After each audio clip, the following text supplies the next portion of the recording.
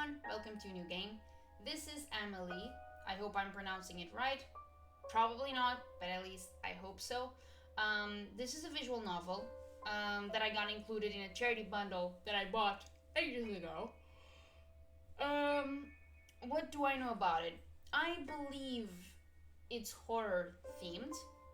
I believe it shouldn't take more than an hour and a half. And I'm also under the impression that it's gay.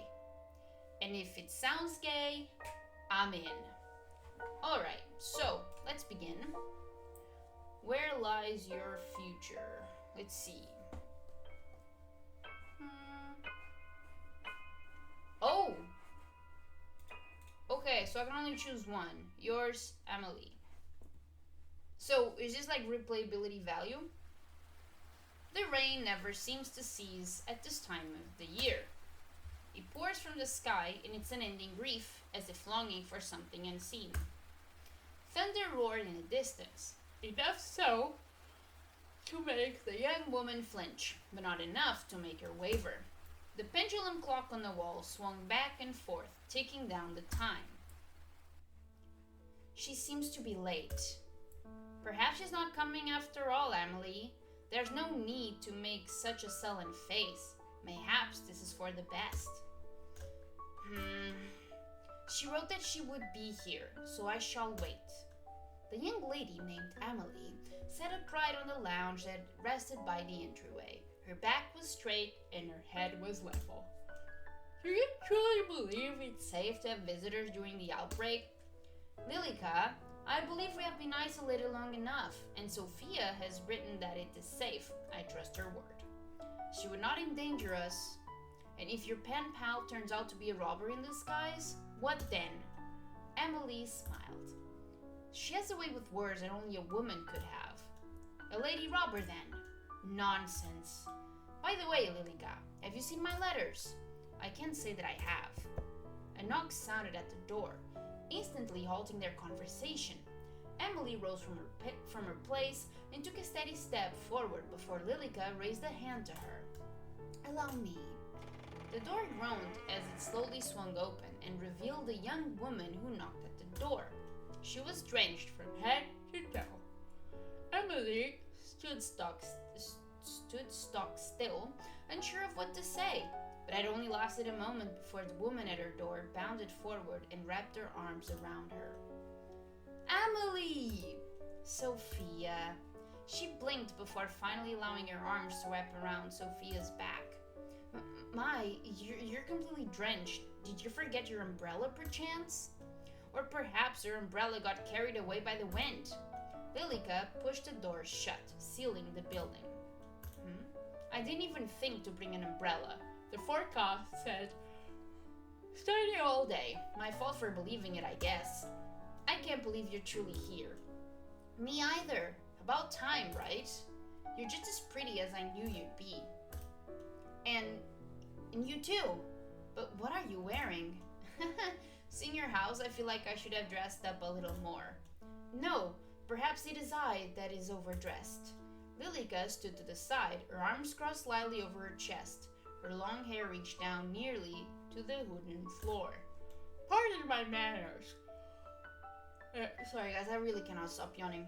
My dear friend Lilica is here too. I believe I wrote about her in the past. I remember. I've kept all your letters safe, don't worry.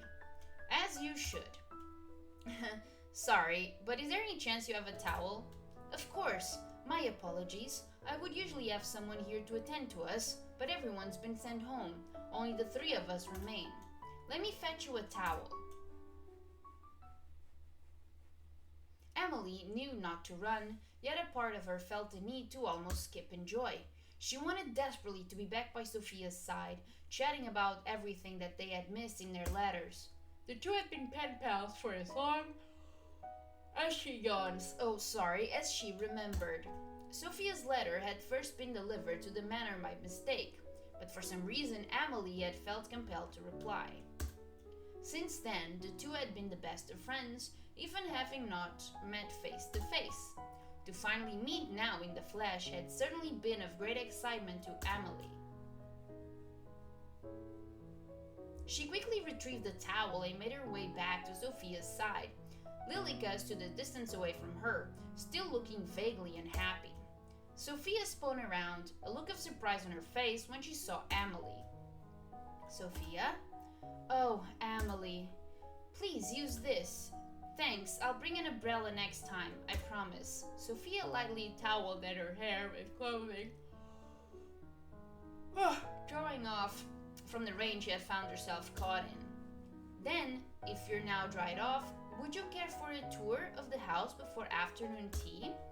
That sounds great. On your right is the pantry, and down that hall is the boiler room, but you shouldn't have any need for those spaces. The two walked side by side, with Lilica trailing slightly behind. These are all guest bedrooms. I have prepared this one for your use. If you find anything not to your standards, you can let myself or Lilica know. Amelie, I have a feeling your standards are much higher than mine. I've never even been in a house that looks like this. No? Is your home not similar? Well, it's a lot smaller. There is no shame in that. You own your own property, yes? Yeah, I recently bought it. With your husband? What? No, of course not. I'm not married. Your father allowed you to buy property on your own? Amelie, you speak just like how you write. I'm so surprised. And you speak quite casually. People usually say that about me. Being here, around you, makes me want to be more formal. What need is there of formality between friends? That's true too. This is the morning room, and next room the dining room. We'll be having afternoon tea in a sitting room, here. So many rooms. Upstairs is my bedroom, and the master bedroom. I must ask that you don't enter the master bedroom as it belongs to my parents, who are currently away. Of course, I won't go poking around anyway. All this walking has made me parched. Shall we take afternoon tea now? Sure, that sounds good. Why don't you have a seat while Lilica and I prepare our food? Oh, I can come help. Nonsense, you are my guest. It would be remiss of me to allow you to lift a finger. If you insist, but I'm happy to help anytime. Thank you, I'll be back soon. Please rest. Amelie? Yes? It's nothing. Take your time. Sophia slipped through a doorway and disappeared. Amelie smiled gently, feeling giddy from the bottom of her stomach. Isn't this lovely, Lilica? To have a new face in the house? It feels like forever. Yes, how lovely. I'm glad we're having fun, at the very least. Are you not? I'm always having fun when we're together, Amelie. Ah, I see. Are you jealous? Worry not, my dear friend. Of course our friendship means just as much to me. I value greatly. Just as much? Indeed. Come along, Lilica. Let us prepare tea. Did you finish the baking yesterday? The pastries are ready for serving. Excellent. I'll just fetch the tea then. Allow me. A lady of your standing shouldn't be doing such a menial task, should she? Don't be absurd. Even Sophia herself seems to be fine in the kitchen. Did you hear how she jumped to help? I should follow in her footsteps. What would your parents think of that? I appreciate the sentiment, but they took with them all of the staff. I have little choice but to prepare my own tea. I see. Then shall I attend to our guest? I wouldn't want her to become lonely. Would you? I'll only be a few moments. Of course. Anything for you, Amelie. It will be a good chance for you to become friends too. I'm sure it will be. Lilica left the kitchen with slow, deliberate steps. Amelie turned back to the kitchen. I wonder which she would prefer. I don't remember if I ever had oolong tea. But every day, the place where I used to buy my tea from, ran out of. It didn't run out. It just stopped selling my favorite tea, bastards. And so I've been drinking green tea instead, actually. Green tea would be my first choice. I'm sure Sophia will agree. There. Amelie retrieved her finest teapot in 3 matching cups. Pink flowers blossomed over the white surface. Something about it reminded her of Sophia. I'm back. Ah, Sophia? Oh, Amelie. I'm sorry, you scared me. Is everything alright? Yes, I think I'm just a little tired. Good. I'm sorry for the delay, but I prepared the tea and the pastries. So, this is what a high tea looks like. High tea will come later. This is just a simple afternoon tea. Will Lilica be joining us? I believe so. Was she here a moment ago? No, she wasn't here. How strange. She told me she was coming to sit with you. Perhaps she's gotten herself busy with something else. Should we wait? There's no need. It would be sad to let the tea go cold. Amelie poured tea into the 2 cups slowly, copying the movement she had seen Lilica do time and time again. Did you have much trouble getting here? A little. My ride broke down, so I had to walk for a bit. Broke down? Ah, I'm extremely sorry. If the staff had been here, I would have sent someone to collect you. It's okay, just a little rain. I just wouldn't want you catching a fever. My medicine store has been running low of late. No worries, I usually carry ibuprofen with me. Ibuprofen? I haven't heard of it. Anyway, I'm glad you arrived here safely. I'll draw a bath for you later to make sure you are warmed up properly. Thank you. Amelie sipped at her tea before looking down at it with a confused expression. A little stale. I'll ask my father to procure a new batch when he arrives home. Where are your parents, by the way? Well, we were separated due to the plague. They took the staff to wait until a cure is found and left me here with Lilica as to not catch the disease. Right, I understand. I spent a lot of time separated from my family due to the pandemic too. It warms my heart to find another thing in common with you, Sophia. I was surprised to hear that it's safe enough for you to visit. Perhaps that means my parents will be back soon too. I think so. The world seems to be opening back up again. So, what do you do, locked up in this big house all the time? Well, I usually spend my time sewing or playing music. I used to write, but... Well, my parents wondered if it was feminine enough. I don't really think that matters. If you enjoy it, then I say you should do it. Sophia. Then what about you? Well, I'm studying art at university right now, so I guess that's what I spend most of my time on. You attend university? Yeah, although I'm thinking about dropping out. Sophia, you truly are filled with surprises. You own your own land and you attend school. How jealous I am. Why don't you do the same? Oh no, I'm not allowed. Of course you are. Anyone can attend, within reason. But, well, won't it get in the way of my marriage? You're engaged? Emily shook her head. No, not yet. But I'm already 19. I'm sure my father has prepared my dowry. An arranged marriage? Yes, naturally. I don't think I'll ever get married. Really? Doesn't your family object? I don't think they really mind as long as I'm happy. You don't have to either, you know. You've given me much to think about. Much indeed. Now, I wonder where Lilica has disappeared to. Well, it's no matter. The evening is already coming, and soon it will be dark. Shall I draw you a bath? That sounds wonderful. To be honest, I'm not hungry, so can we skip dinner tonight? Of course, if that's what you wish. Let me show you to the bathroom. You may not believe it, but my father had taps installed. Isn't that wonderful? Like, taps for a bath? That's right. We used to have our maids fill the bath, but now there's no need.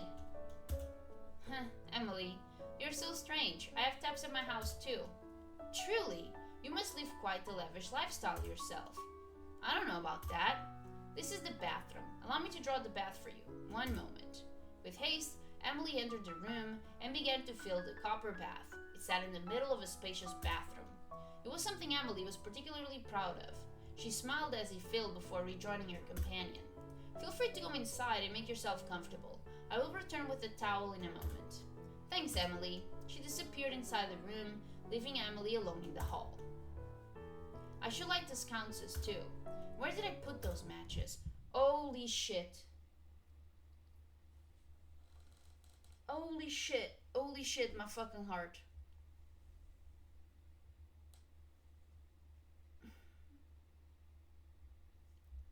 Like, it's so simple, and I just... Holy shit, my heart. Holy shit. Right here. Ah, gave me a fright, Lilica. Where have you been? Preparing the guest room for your dear friend, of course. How kind. Sophia's just preparing for a bath at the present. I'm going to retrieve a towel for her from the linen closet. Amelie, I think it best you send her home post-haste. What? Why would I do that? For all you know, she brings with her the plague.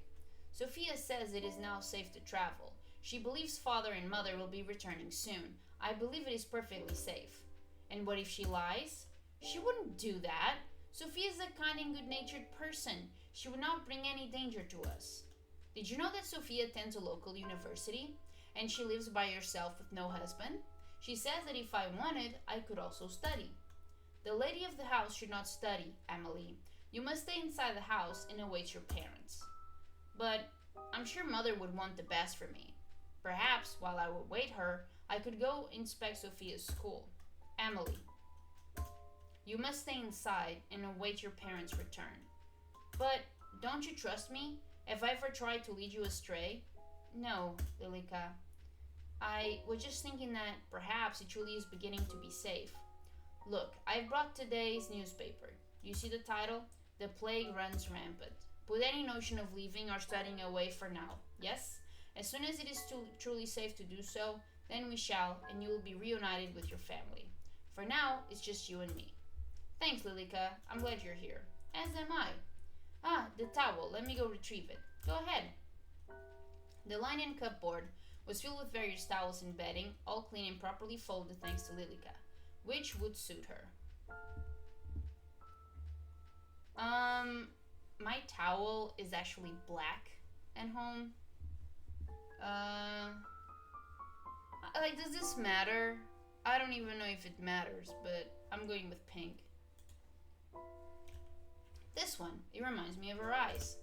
With her chosen towel in hand, Amelie returned to the bathroom door where Lilica awaited her. Please don't be naked. She first knocked at the door, and when there was no reply, she opened it carefully. The sound of the tap running still came from inside. Excuse me, I'm coming in. Scared? Sophia, I knocked, but didn't hear a reply. I brought you a towel. Is she dead? Ah! Amelie first saw a slender, marble-like back. Then she noticed the blue hair that fell on those bare shoulders, one side tucked carefully behind a hair. Oh, Sophia, please forgive me. I didn't realize we had already entered the bath. Why wouldn't she, though? No, it's okay. Okay, developers, thank you so much. Thank you so much. I know it does not make sense to have the character sprite have her clothes on, considering that right now she shouldn't have any clothes on, but at least, I'm glad that I don't have to go through editing and just censor anything. So, thank you. I really appreciate that. So, no, it's okay. I'm sorry. You just surprised me. I'll leave the towel over here. Thanks. Did you tell her that she must depart? No. Is something the matter? Are you feeling unwell? Your face is bright red. Sophia will stay until she decides to leave. Okay, so Amelie's going through gay panic. As you wish. I'm sorry, Lilica, but the image of that small and beautiful back filled up Amelie's mind. I believe it's only fair after she traveled so far, and she is my friend. I will finish preparing the guest room. Let me come help, Sophia. When you're done in there, you can come to your room. From the other side of the door, Sophia's voice came in return. Okay, thanks, Amelie. The guest bedroom was freshly cleaned with new linen. Is it linen or linen? I don't know. On the bed and a lit lantern beside it. You did a fine job of preparing the room so far. Thank you, Lilica. Anything for you. I was thinking, tomorrow, if the rain has cleared up, we could open the greenhouse again and have morning tea there. It's been so long since we last used it. Didn't we already speak of this? You cannot leave the house. But surely the greenhouse would be safe. No one else uses it, and it is only a few steps from the back door. It is unsafe. You know this. What's gotten into you? Is it because of your friend? I just thought It would be nice to at least sit in the sun. Then you may sit by the window in the dining hall. Is it really so unsafe that even taking a foot outdoors would be dangerous? Yes. Sophia, I see you're done with the, bath. Emily shook her head, trying to remove the image that was still plastered to it. Were you talking about the greenhouse? Yes, did you see it when you arrived? I did, but it looked as if the plants inside had died. Oh, that's impossible. It's barely been any time at all since the gardeners left. I'm sure the plants inside are more sturdy than that. Well, even if they have died, maybe we could go in and replant some things tomorrow. How wonderful. Have you not heard a word I said? It isn't safe to do so. Okay.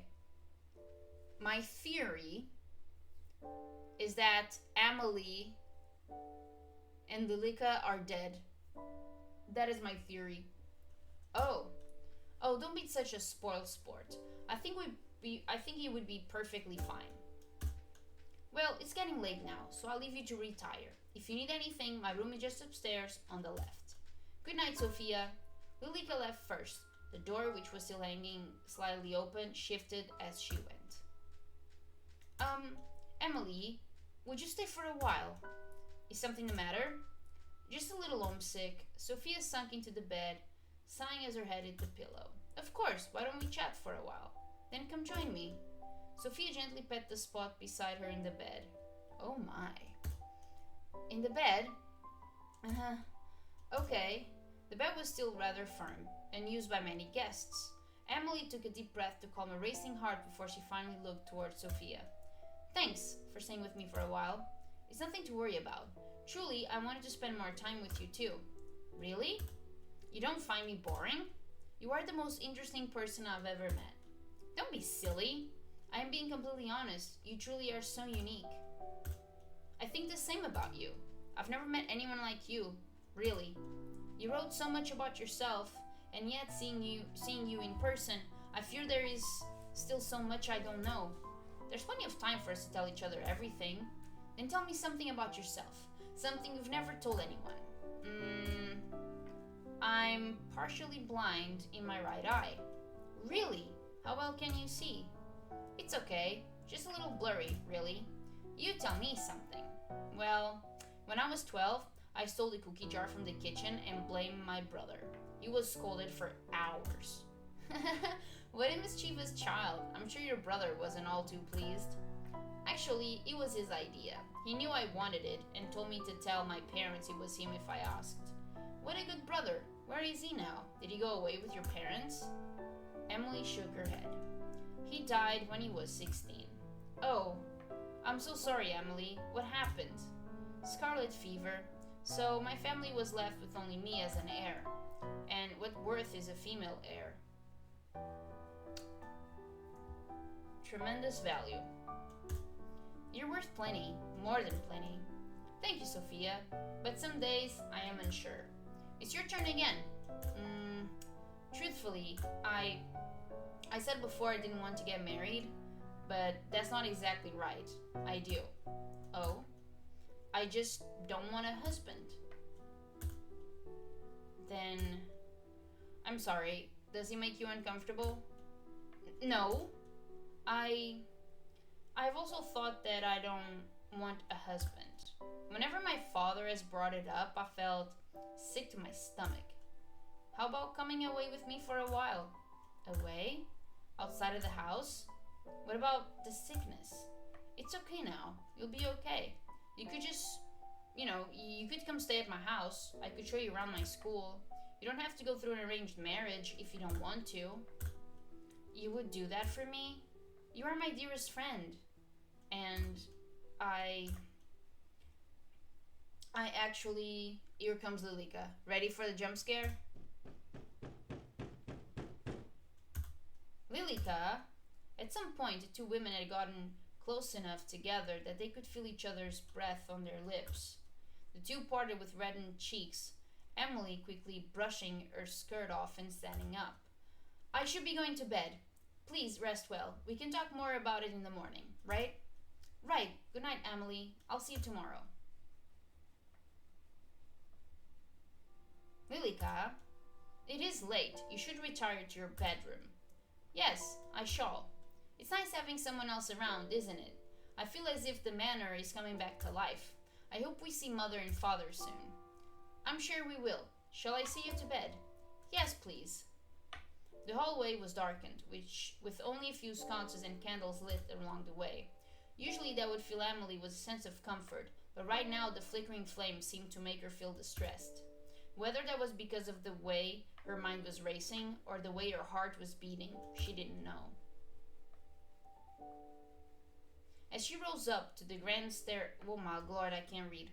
As she rose up the grand staircase, her eyes lingered on the large stained glass window. The moon shone through the colored glass, leaving a rainbow of colors over the steps. It caught her attention for only a moment before she retreated to her bedroom. Lilica, may I ask you a question? Certainly. Have you ever heard of a woman loving another woman as a woman would love a man? Where did you hear about such a thing? Nowhere in particular. It was just a thought that came into my mind. I think you are overtired because of all the excitement, Amelie. I think it's best you get some rest. Yeah, alright. Good night, Lilica. Good night, Amelie.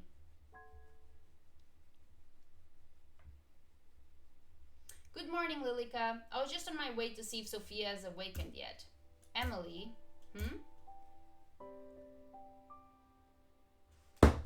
Oh, she killed him. Holy shit. Oh my god, hold on. My foot is stuck. Okay, sorry. No, my foot is not stuck.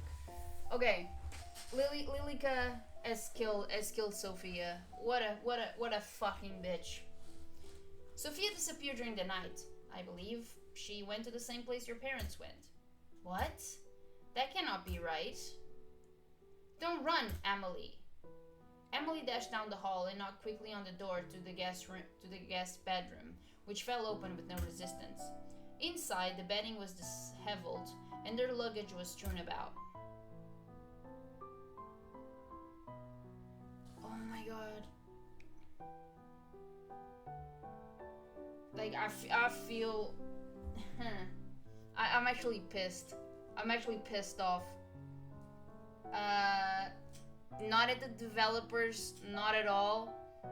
But I'm just pissed off at this character, Lilica. Like, I just want to slap her fucking silly. It's not true. She wouldn't just leave without saying goodbye. Dearie me, I'm sorry. I told you it was a bad idea for anyone to visit, didn't I? Oh, Lilica, this isn't fair.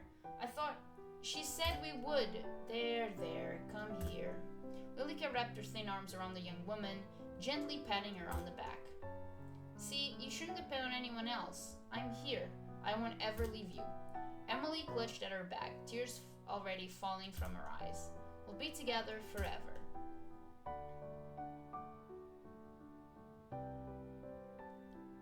Okay.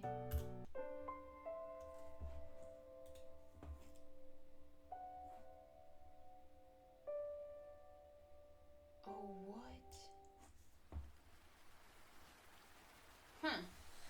The rain never seems to cease at this time of the year. It pours from the sky in its unending grief, as if longing for something unseen. Thunder roars in the distance, enough so to make the young woman flinch, but not enough to make her waver. The taxi gently rocked as the road turned to rubble, and the rubble turned to overgrown dirt track. Outside of the window, Sophia could barely see a few feet away through the raging storm. It made her feel uneasy. In her lap, a letter. She read the words again, despite knowing them off by heart. Dear Sophia, how glad I am to hear that you are well. I am healthy, although I believe I may have a problem of the heart. It has gotten quite lonely waiting here for my parents to return. I am thankful to have Lilica residing with me, but I still await the day where my family will be reunited. But you say that it is safe enough for you to visit? Truly? I have never even dared to dream of being able to see you in the flesh. If it is true, then I will await you at the address written on the back of this letter. Yours, Amelie. You sure you have the address right? We're in the middle of nowhere. Sophia stared at the fragile handwritten address that Amelie had left her, had trusted to her. Yes, this is the right way. I'm sure of it. Her heart wouldn't settle. Meeting what could be a stranger in the middle of nowhere on a day like this. Yep, sounds very lesbian. Who wouldn't be nervous? Yet there was something else. Eagerness. A thrill. Something beyond mere nerves that turned into excitement. She could barely imagine the hand that had penned the letters she had been receiving for years on end, let alone a face. But for some reason, her heart still beat hard when reading the words that the mysterious young lady of 19, from a manor far out in the middle of nowhere, wrote to her. Desperate to calm her jitters, she pulled out her phone, looking to send her word family one last message of reassurance, only to find that it wouldn't switch on. I'm sure it was fully charged. The rain was falling even more heavily now. In the distance, a building sprang into view. It was surrounded by a tall metal fence with an ornate gate firmly shut at the front. Just then, the taxi sputtered and rolled to a stop, smoke rising from the hood. What the? I had this serviced a week ago. Is something wrong? Sorry, miss. Looks like we're out of action. It's okay. I think we're nearly there anyway. Pulling the cash from her wallet, she handed over her fare and stepped out of the car. The rain bucketed down from above, soaking her to the very core. She shivered as she dashed towards the iron gate. Surprisingly, it pushed open with little effort and not even a creak. Sophia stopped in front of the large wooden door, finally free from the seemingly never-ending downpour. From afar, that door had seemed inviting enough, but now it looked awfully large and imposing. And yet, she raised her fist and knocked anyway. Silence followed. Is this not the right place after all? The door swung open, this time with a low, menacing groan. On the other side of the doorway was a fair girl with long brown hair and golden eyes. Sophia, forgetting the fact that she was soaking wet, rushed forward and embraced the girl. Amelie! Sophia! Emily's gentle arms wrapped around Sophia's back in return, and finally all of Sophia's worries melted away. My, you're completely drenched. Did you forget your umbrella, perchance? Or perhaps her umbrella got carried away by the wind. Behind Sophia, the front door swung shut without any assistance. I didn't even think to bring an umbrella. The forecast said sunny all day. My fault for believing it, I guess. I can't believe you're truly here. Me either. About time, right? You're just as pretty as I knew you'd be. And you too. But what are you wearing? Seeing your house, I feel like I should have dressed up a little more. No, perhaps it is I that is overdressed. Sophia smiled. Somehow, her dress sense seemed to fit her riding style perfectly. Old-fashioned and yet very neat and respectable. Sophia felt a slight heat rising to her cheeks. She really was so refined and elegant. Pardon my manners. My dear friend Lilica is here too. I believe I wrote about her in the past. I remember. I've kept all of your letters safe, don't worry. As you should. Sorry, but is there any chance you have a towel? Of course. My apologies. I would usually have someone here to attend to us, but everyone's been sent home. Only the three of us remain. Let me fetch you a towel. Amelie withdrew from the hug. She was a little taller than Sophia, despite both being the same age. Sophia peered up at her from below before she disappeared down a hallway into another room. This really is a manor. When she told me about her house, I almost didn't believe it. A layer of dust rested against a tabletop, along with a few other items. On the settee? Is that how you read this? A newspaper sat open. The settee was a deep emerald green. It looked almost unused despite its apparent age. On it rested a newspaper, opening a few pages. Sophia turned her head to read the headline, but from afar could only read the word plague. She reached across to pick up the newspaper. Behind Sophia, the window began to shake in the wind as her fingertips grazed the surface. It's so windy. She spun around just in time to see the front door fly open, and the howling wind filled the entryway. She scrambled to the door and with great effort shut it again. Whew! Amelie! When Sophia spun back around, the newspaper and the items on the table were all gone. Sophia? Oh, Amelie, please, use this. Thanks, I'll bring an umbrella next time, I promise. Sophia took the towel in her hand. It was soft but somewhat cold. She lightly dried her hair and clothes, but still found herself cold. Then, if you're dried off, would you care for a tour of the house before afternoon tea? That sounds great. On your right is the pantry, and down that hall is a boiler room, but you shouldn't have any need for those spaces. The two walked side by side, alone in such a big manor. These are all guest bedrooms. I prepared this one for your use. If you find anything not to your standards, you can let myself or Lily can know.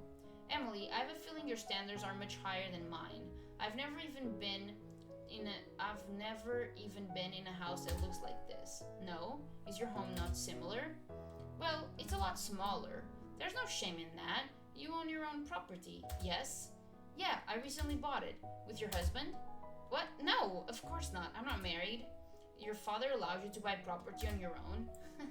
Emily, you speak just like how you write. I'm so surprised. And you speak quite casually. People usually say that about me. Being here around you makes me want to be more formal. What need is there of formality between friends? That's true, too. This is the morning room, and next door is the dining room. We'll be having afternoon tea in the sitting room here. So many rooms. Upstairs is my bathroom and the master bedroom. I must ask that you don't enter the master bedroom as it belongs to my parents, who are currently away. From the landing below, Sophia could see the door to the master bedroom. For some reason, her eyes were glued to it. Holy shit. Oh my god, my heart. Come inside. Come open the door. We're waiting for you. Of course, I won't go poking around anyway. Sophia shook her head, and time seemed to resume around her. All this walking has made me parched. Shall we take afternoon tea now? Sure, that sounds good. Why don't you have a seat while Lilica and I prepare our food? Oh, I can come help. Nonsense, you are my guest. It would be remiss of me to allow you to lift a finger. The fire fate. Wait.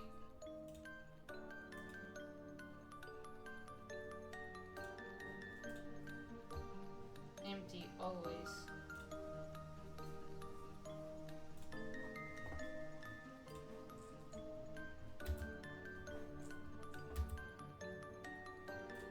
I'm gonna do this. Thank you, I'll be back soon. Please rest. Amelie, yes? It's nothing, take your time. Actually, is it okay if I ask you something? Of course it is. Is there someone else in the house with us? There's no one else apart from myself, you, and Lilica. And Lilica is... She's just gone into the kitchen. Didn't you see her enter? Right, my vision must be playing out. Is something the matter? No, it's fine. I'll wait for you inside.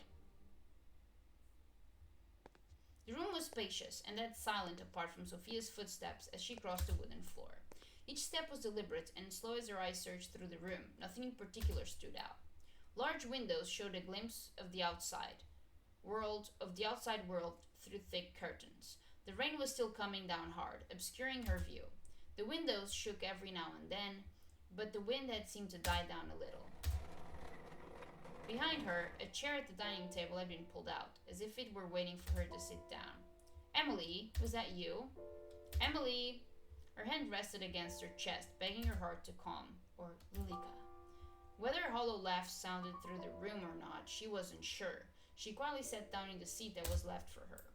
The table was already set, but once again she noticed a thin layer of dust on the surface. Through the silence, Sophia could hear it again. Footsteps. This time from directly above. The master bedroom?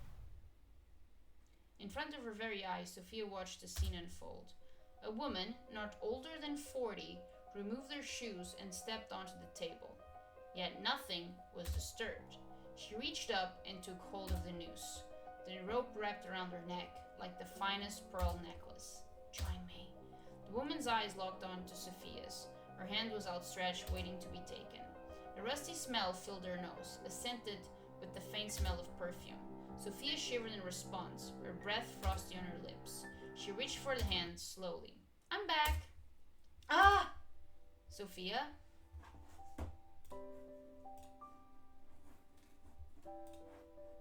Defy your fate. Oh, Amelie, I'm sorry, you scared me. Is everything alright? Sophia stared at the spot the woman was only a moment ago. Both she and the noose had disappeared. Amelie, something is the matter, isn't it? Did something happen within this room? Happen? What exactly do you mean? Did a woman with brown hair tied into a bun in a dark green dress ever leave here?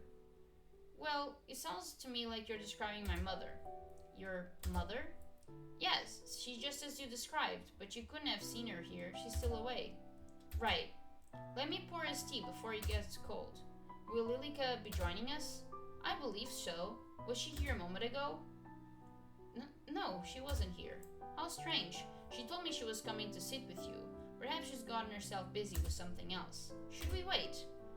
There's no need. It would be sad to let the tea go cold. Sophia watched as the tea filled God damn it! 2 out of the 3 of the cups. 2 out of the 3 of the cups. Okay, well, the third cup sat empty. For some reason, the very sight filled her with dread.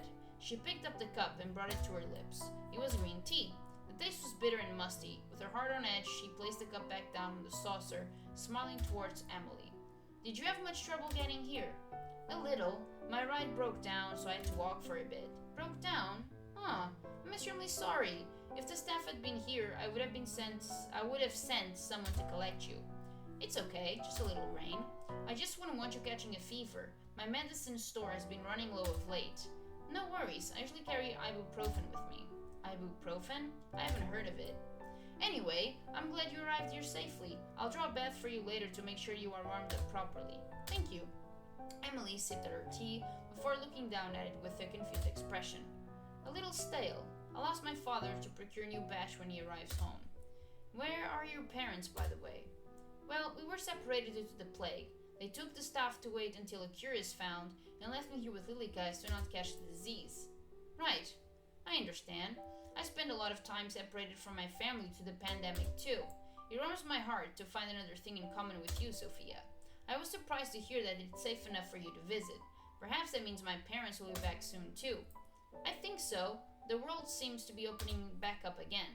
So what do you do, locked up in this big house all the time? Well, I usually spend my time sewing or playing music. I used to write, but, well, my parents wondered if it was feminine enough. I don't really think that matters if you enjoy it. Oh my god, I can't read, sorry. I don't really think that matters. If you enjoy it, then I say you should do it. Sophia. And what about you? Well, I'm studying the art at university right now, so I guess that's what I spend most of my time on. You attend university? Yeah, although I'm thinking about dropping out. Sophia, you truly are filled with surprises. You own your own land and you attend school. How jealous I am. Why don't you do the same? Oh no, I'm not allowed. Of course you are. Anyone can attend, within reason. But, well, wouldn't it get in the way of my marriage? You're engaged? Amelie shook her head. No, not yet, but I'm already 19. I'm pretty sure my father has prepared my dowry, and I cannot read. An arranged marriage? Yes, naturally. I don't think I'll ever get married. Really? Doesn't your family object? I don't think they really mind as long as I'm happy. You don't have to either, you know. You've given me much to think about. Much indeed. Now, I wonder where Lilica has disappeared to.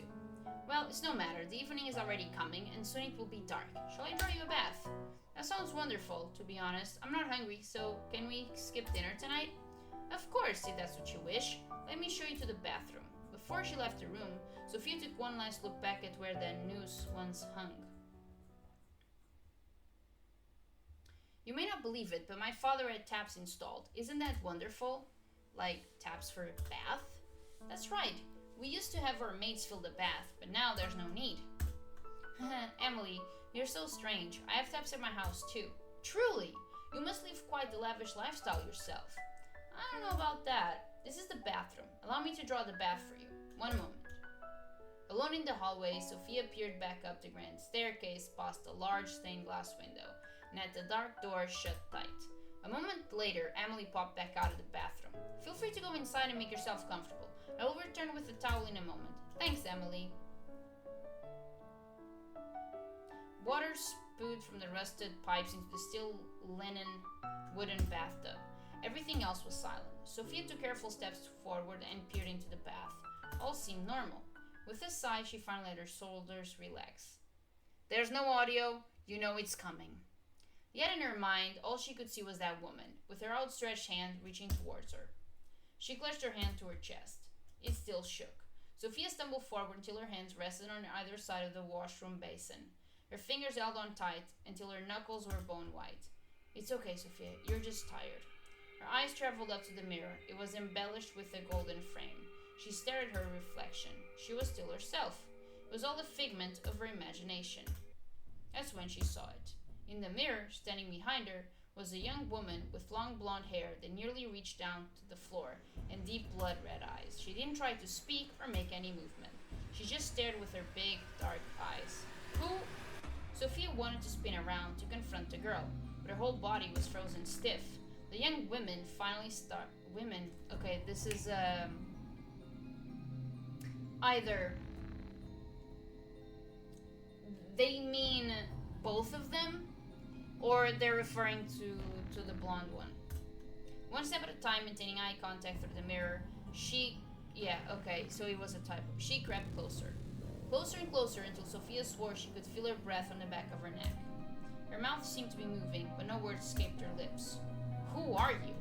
She spun around, but no one was there. The water overflowed from the tub, spilling out over the floor. Sophia rushed forward to turn off the tap and noticed it. The water that came from the tap was red, a dark, deep red. She hurriedly turned the tap for what felt like forever, and finally it stopped. Sophia stared at the dark liquid inside the tub. Without thought, her hand dipped in. When she withdrew it, each finger was dyed red. Something about it captivated Sophia. She undressed one layer at a time, peeling away the still damp clothing and stepping forward into the bathtub. She sank down, until everything under her shoulders was submerged in the liquid. It felt heavier than water, much heavier. As she stared directly ahead, those blood-red eyes reflected in her mind. Why not just end it here? You're scared, aren't you? Just sink down. Accept your fate. Accept it. She could no longer hear the sound of the door opening as her face sunk down into the liquid, her eyes shut. Sophia? I knocked, but I didn't hear a reply. I brought you a towel. Ah! Sophia's eyes sprang open. The water was clear, and the tap was still running, causing it to overflow onto the floor once again. Sophia drew her knees to her chest, still facing away from Amelie's voice. Heat rose to her cheeks. Being seen like this by her. But please forgive me. I didn't realize we'd already entered the bath. No, it's okay. I'm sorry. You just surprised me.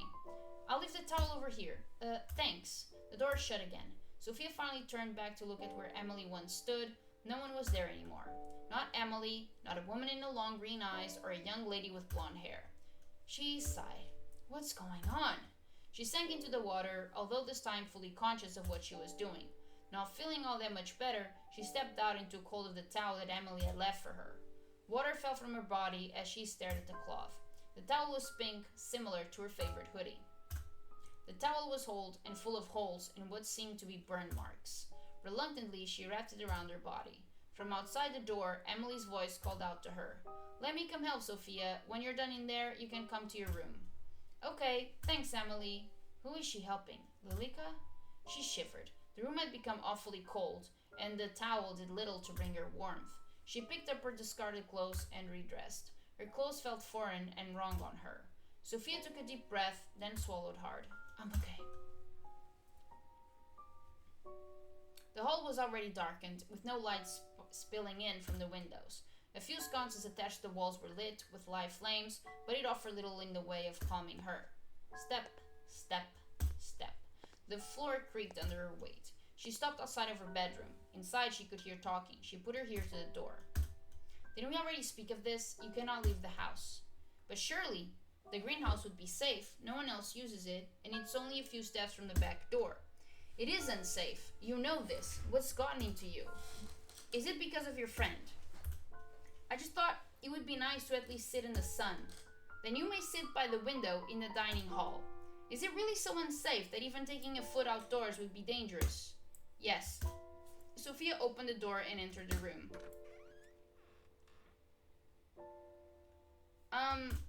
Amelie stood by herself, making the bed. Sophia, I see you're done with the bath. Sophia looked away, thinking of what had happened in that bathroom. Were you talking about the greenhouse? Yes, did you see it when you arrived? I did, but it looked as if the plants inside had died. Oh, that's impossible. It's barely been any time at all since the gardeners left. I'm sure the plants inside are more sturdy than that. Well, even if they have died, maybe we could go in and replant some things tomorrow. How wonderful! Have you not heard a word I said? It isn't safe to do so. Oh. Oh, don't be such a spoiled sport. I think we'd be perfectly fine. Wait.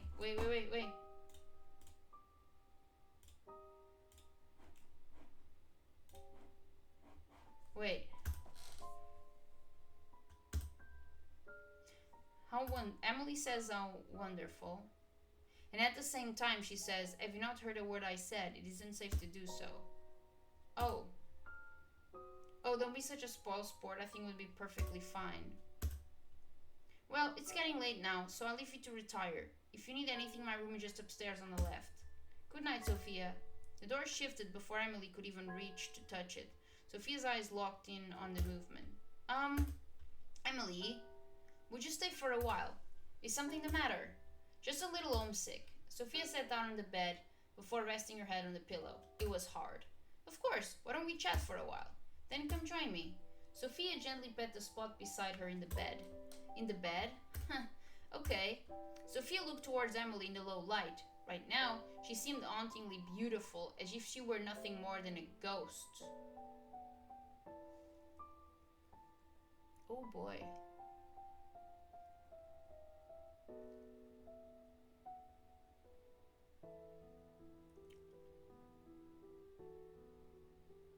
What if, rather than Lilika killing everybody else, Lilika killed them both?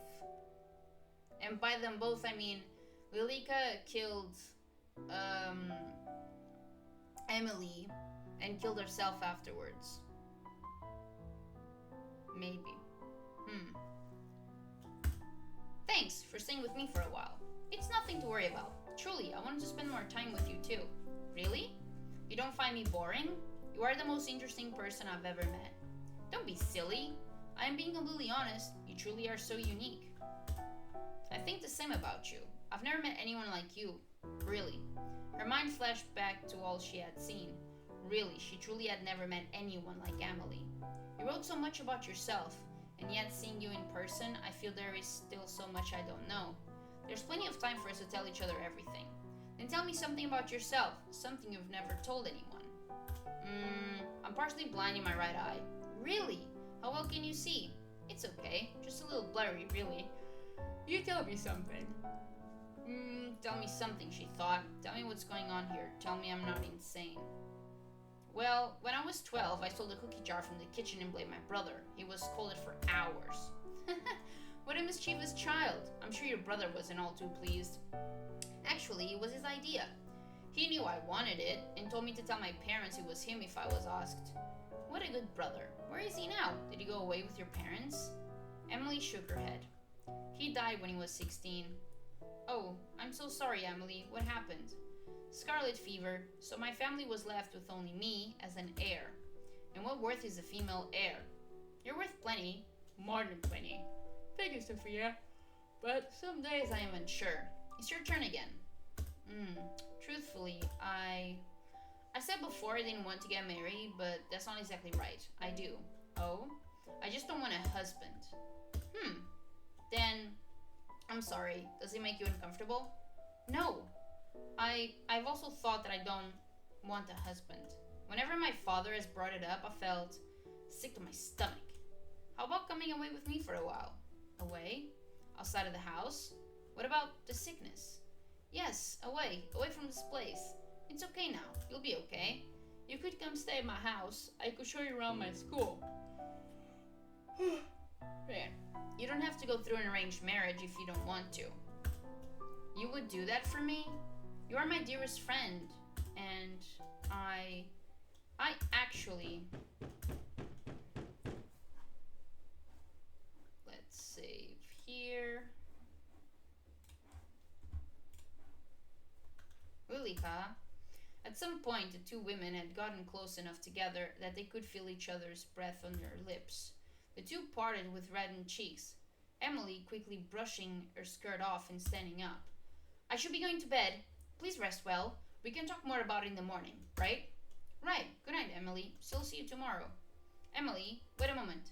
Yes? What does Lilika look like? What a funny question. I see that, people. You've seen her plenty of times already. With my eye, I sometimes struggle a little. Right, my apologies. She has long blonde hair, done up like this. Emily pretended to put her hair in two low ponytails. What color are her eyes? Red, and she wears a dress of white and black with a red ribbon the same color as her eyes. Thank you, Emily. Good night. See you in the morning. Emily left the room. Meanwhile, Sophia's eyes studied the space.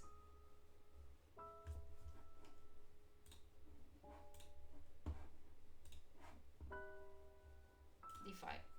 Are you here, Lilica? Silence followed. If I stay here, will I live to see tomorrow? More silence. She gulped. The flame by the side of her bed flickered wildly. Sophia laid back, shutting her eyes, but she felt as if someone was watching her, waiting and biding their time. Cold tendrils wrapped around her throat like a snake, cool like ice and getting tighter and tighter. She couldn't breathe, she couldn't even move. She opened her eyes, but no one was there. Sophia wasted no more time. She jumped to her feet and quickly shoved them back into her shoes and headed for the door. It opened without any resistance. Outside the room, the hallway was dark, lit only by a handful of candles and sconces. Sophia swallowed, then stepped out. The house was silent. Sophia took careful steps, but the floorboards still squeaked loudly beneath her. During the day, she hadn't even noticed it, but now, wrapped in darkness, it seemed as if those small sounds would wake whatever was sleeping inside the house. Amelie! Lilica! She whispered. Oh, sorry. Lilica! Amelie! But heard no response. Upon being met, with following more silence, her footsteps sped up. Far in the distance, she heard something shift. A slight sound, one that would normally be noticed. But for Sophia, it was enough to make her heart race. She stepped to the end of the hall and stood at the bottom of the grand staircase. Above, her eyes honed in on two doors in particular. The master bedroom and the door to Emily's room. Emily. The choice was obvious. Sophia raced up the stairs and stood in front of the door to her pen pal's room. But as she went to knock, the door fell open. Amelie, are you in here? She received no reply.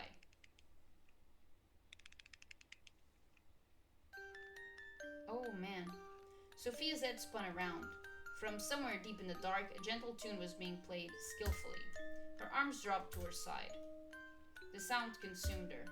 Sophia drifted back out of Emily's bedroom, chasing that dreamy song. Step, step, step. Through the darkness, all that mattered was that sound.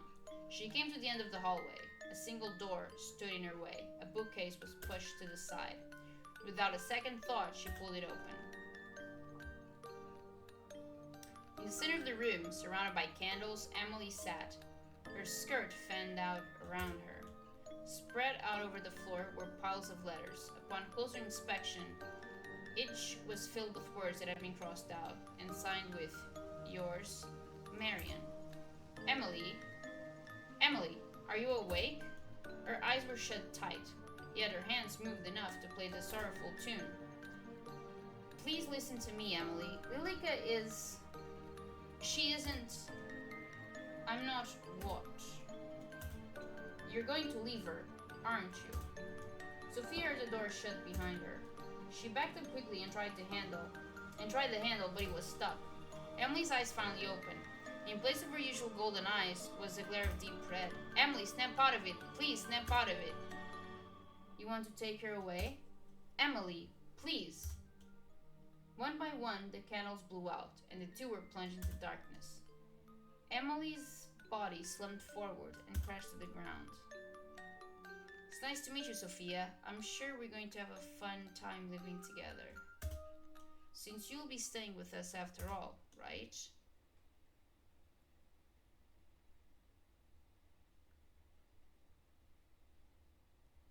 What?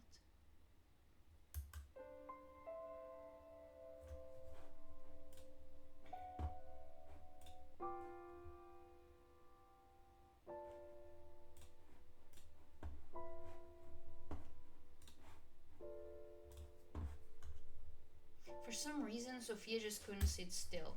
She tried to lay down to rest, but turned this way and that uneasy. I'll get some water. The hallway was dark, with most of the sconces having been blown out already. Sophia stepped carefully through the space. conscious of the sound of her footsteps created. The kitchen was by the stairwell.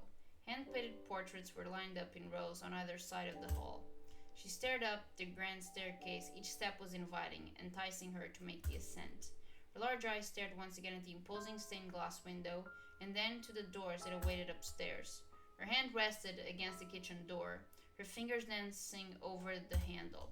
It stayed there as her mind debated with itself, waiting, waiting. Come here, come visit us.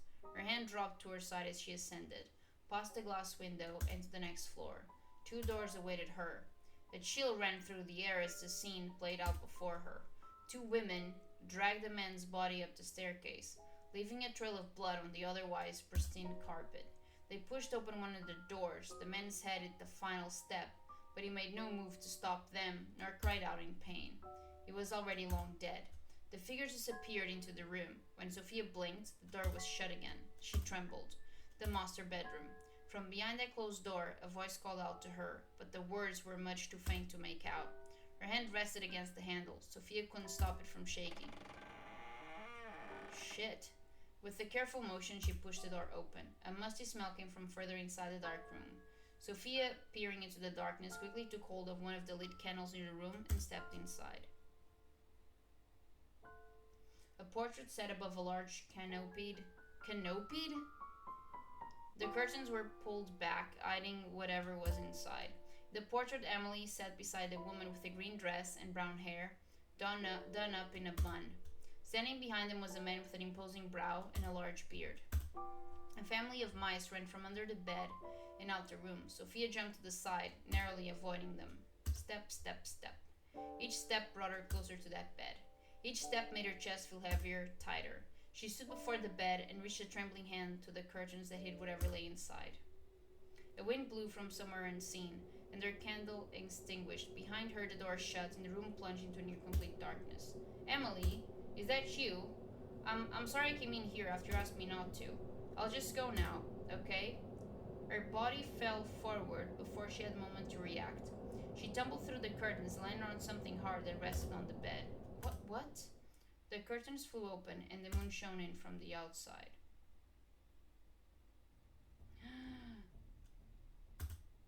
Ah! The body she was expecting to find was absent. In its place, 2 skeletons, long ago decayed. They laid side by side, one smaller and the other larger. But now, one was either side of her. Her scream pierced through the air, but no one came running. She tried desperately to run, but it felt as if something was sitting on her, holding her down. As she struggled, she saw it. 2 dark, red eyes hanging above her, watching.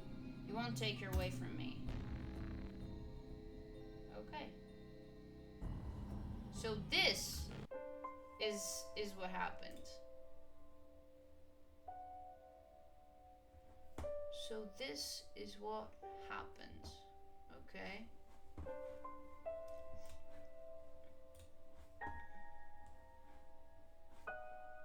Okay. I think like the 03, I think it will be 3 different endings. And here's the thing. I thought this would be shorter. So what I'm gonna do, because I really need to stop playing, like I need to wake up for work in 6 hours. And I haven't been getting much sleep lately, so I'm beyond exhausted. Well guys, it's a new day for me. We're back. Let's do this.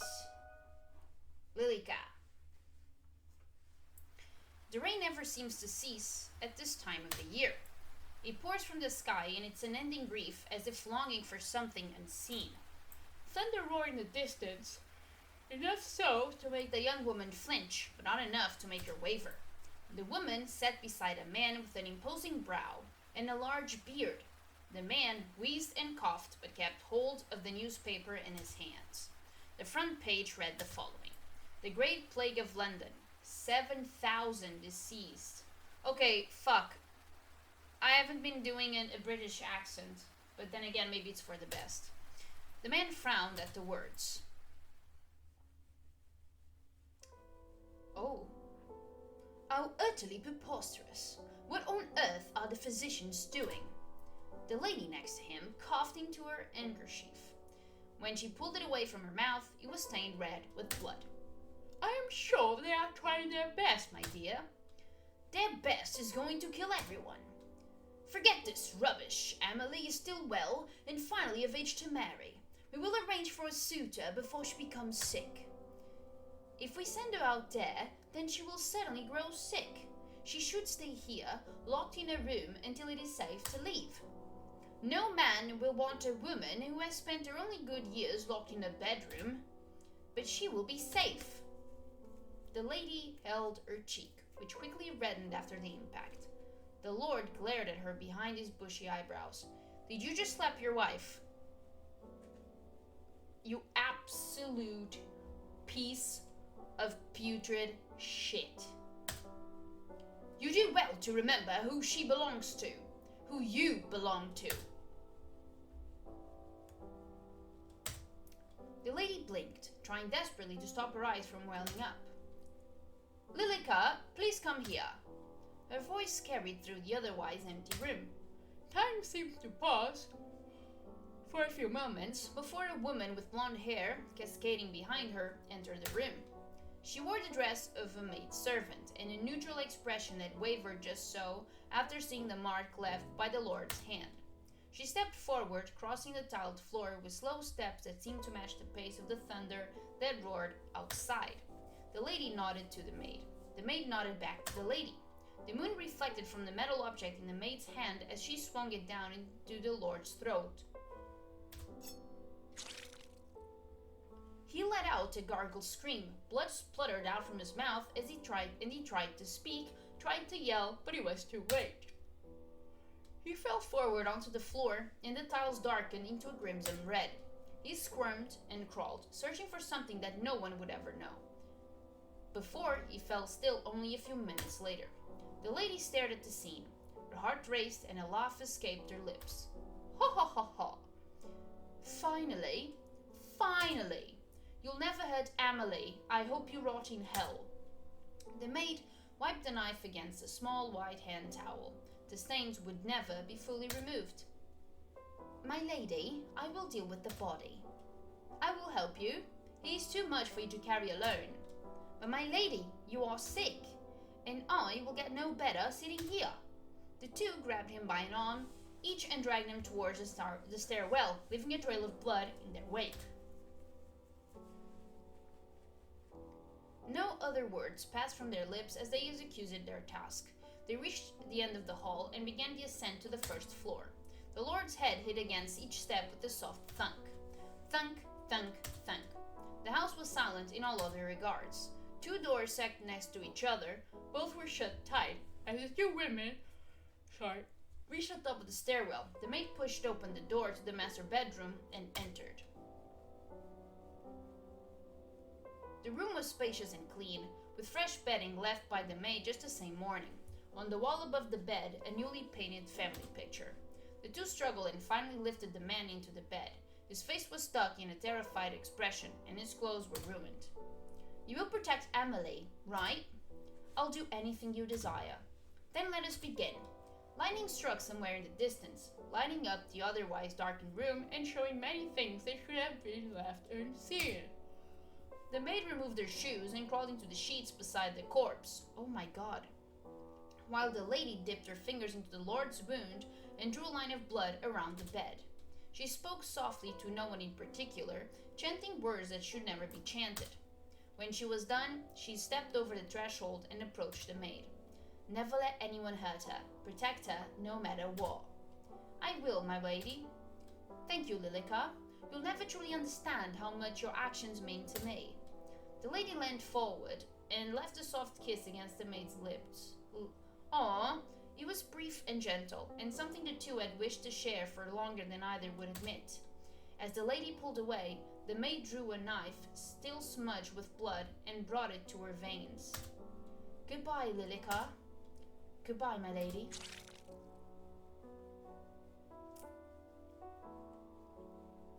The maid bled out slowly, painfully slowly.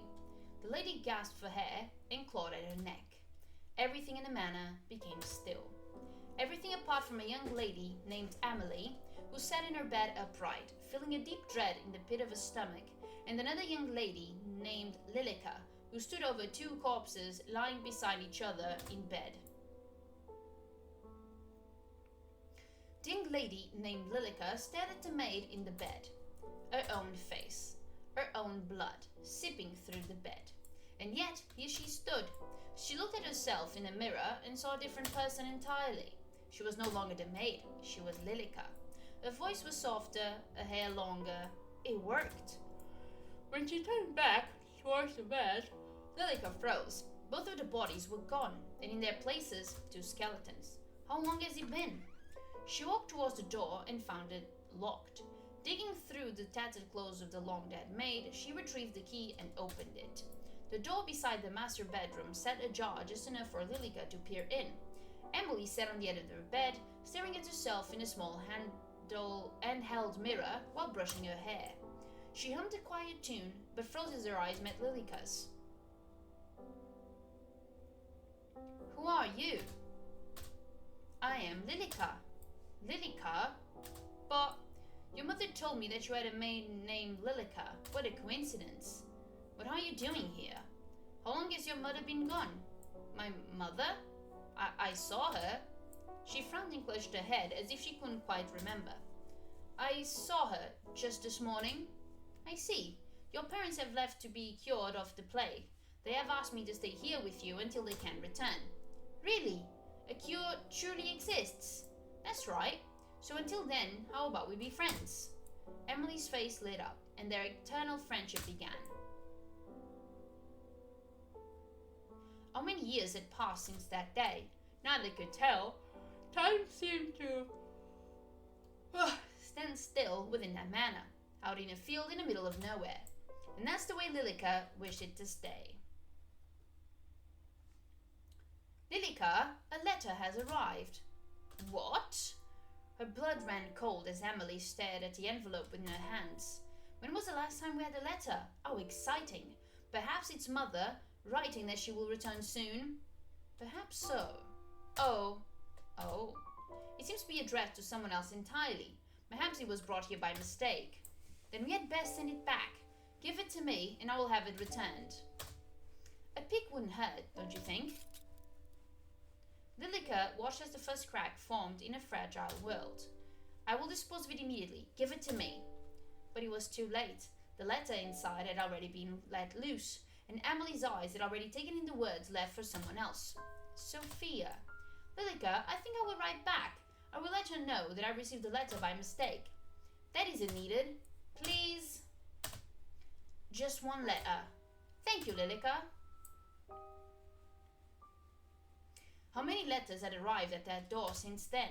How many times had Amelie spoken excitedly about Sophia to her? Sophia, Sophia, Sophia, Sophia. It's always Sophia. Sophia's the crack in this fragile reality. Sophia. I have to get rid of Sophia. Lilica. Lilica's eyes opened with a jolt. I'm sorry, I'm a little tired. What did you say? Sophia says she's coming to visit. Another crack formed from the last. It sprawled across reality, threatening to shatter at any moment. Amelie, don't you think that is a good idea? The plague. She says that it's safe enough to travel now in a letter. Perhaps mother and father will return soon too. Lilica forced a smile. But we don't need anyone else here. We have each other. Of course, you are my dear friend Lilica, but Sophia and I have been writing to each other for... She shook her head as if chasing off the beginnings of a headache. For a long time anyway. I am excited to finally meet her. Won't you be excited with me too? We can all be friends.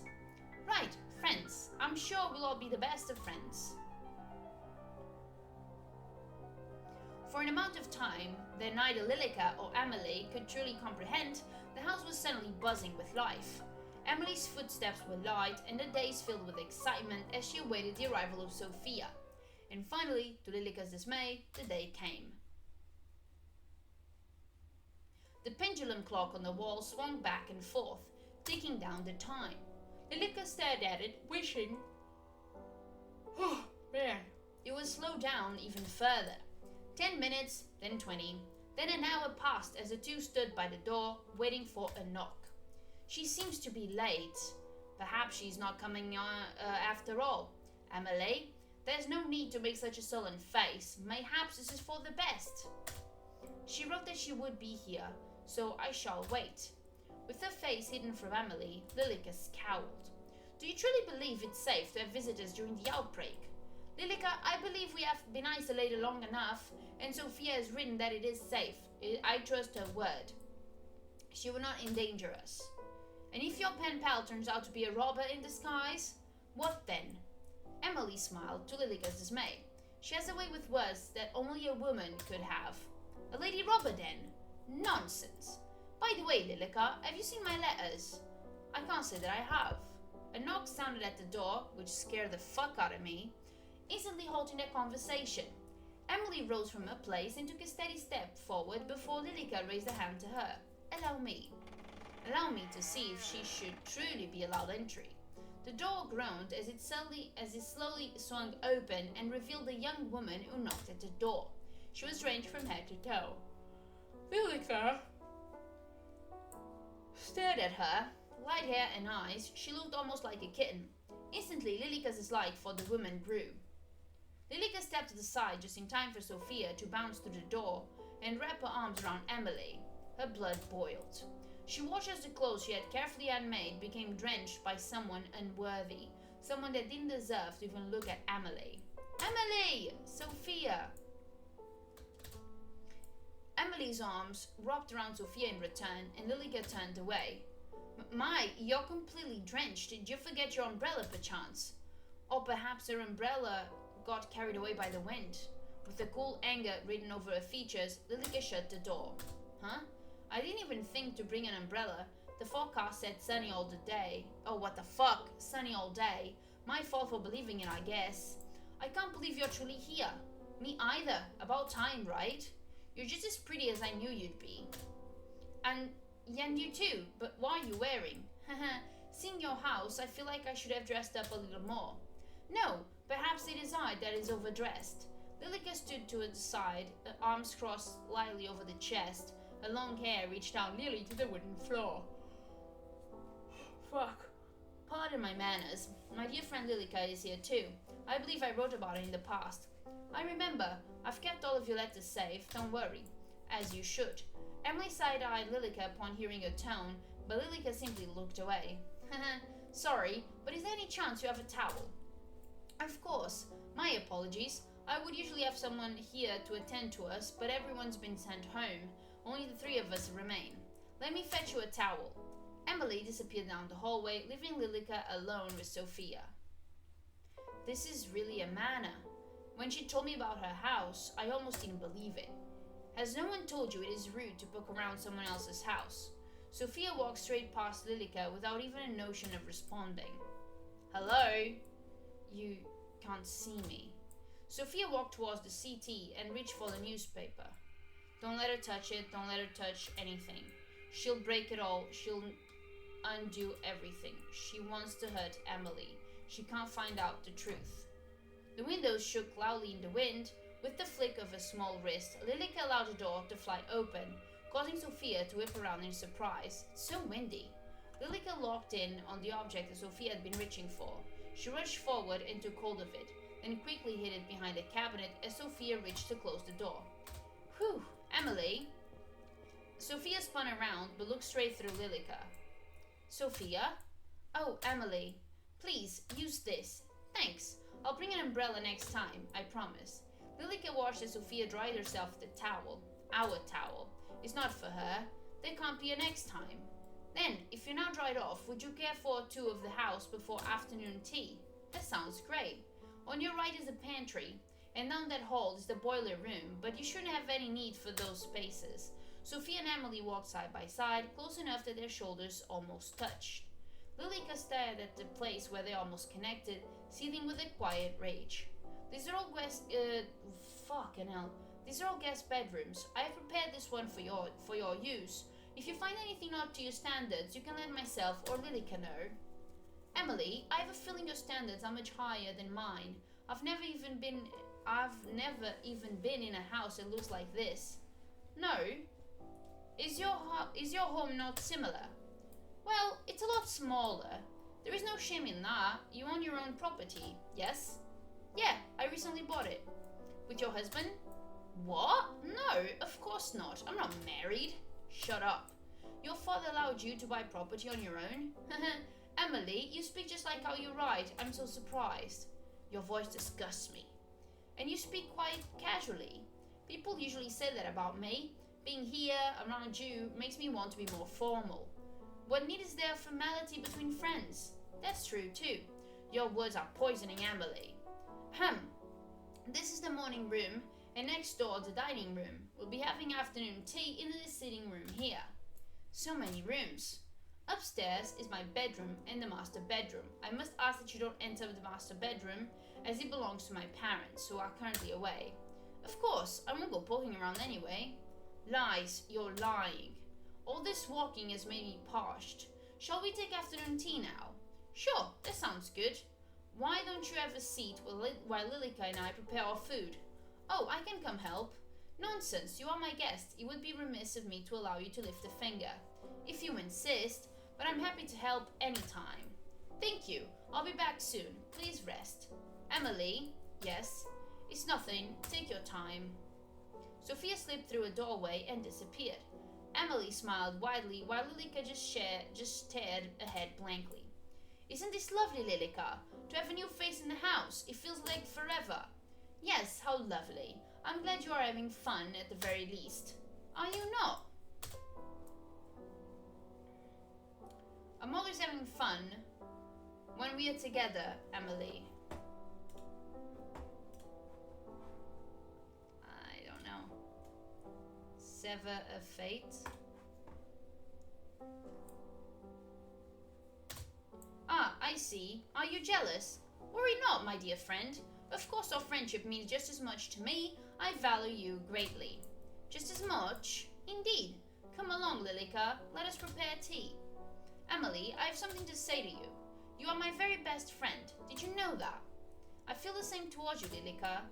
And as such, I feel the need to be truthful with you. You appreciate the truth, don't you? Of course. I trust your judgment very much. Is something the matter? What? Lie.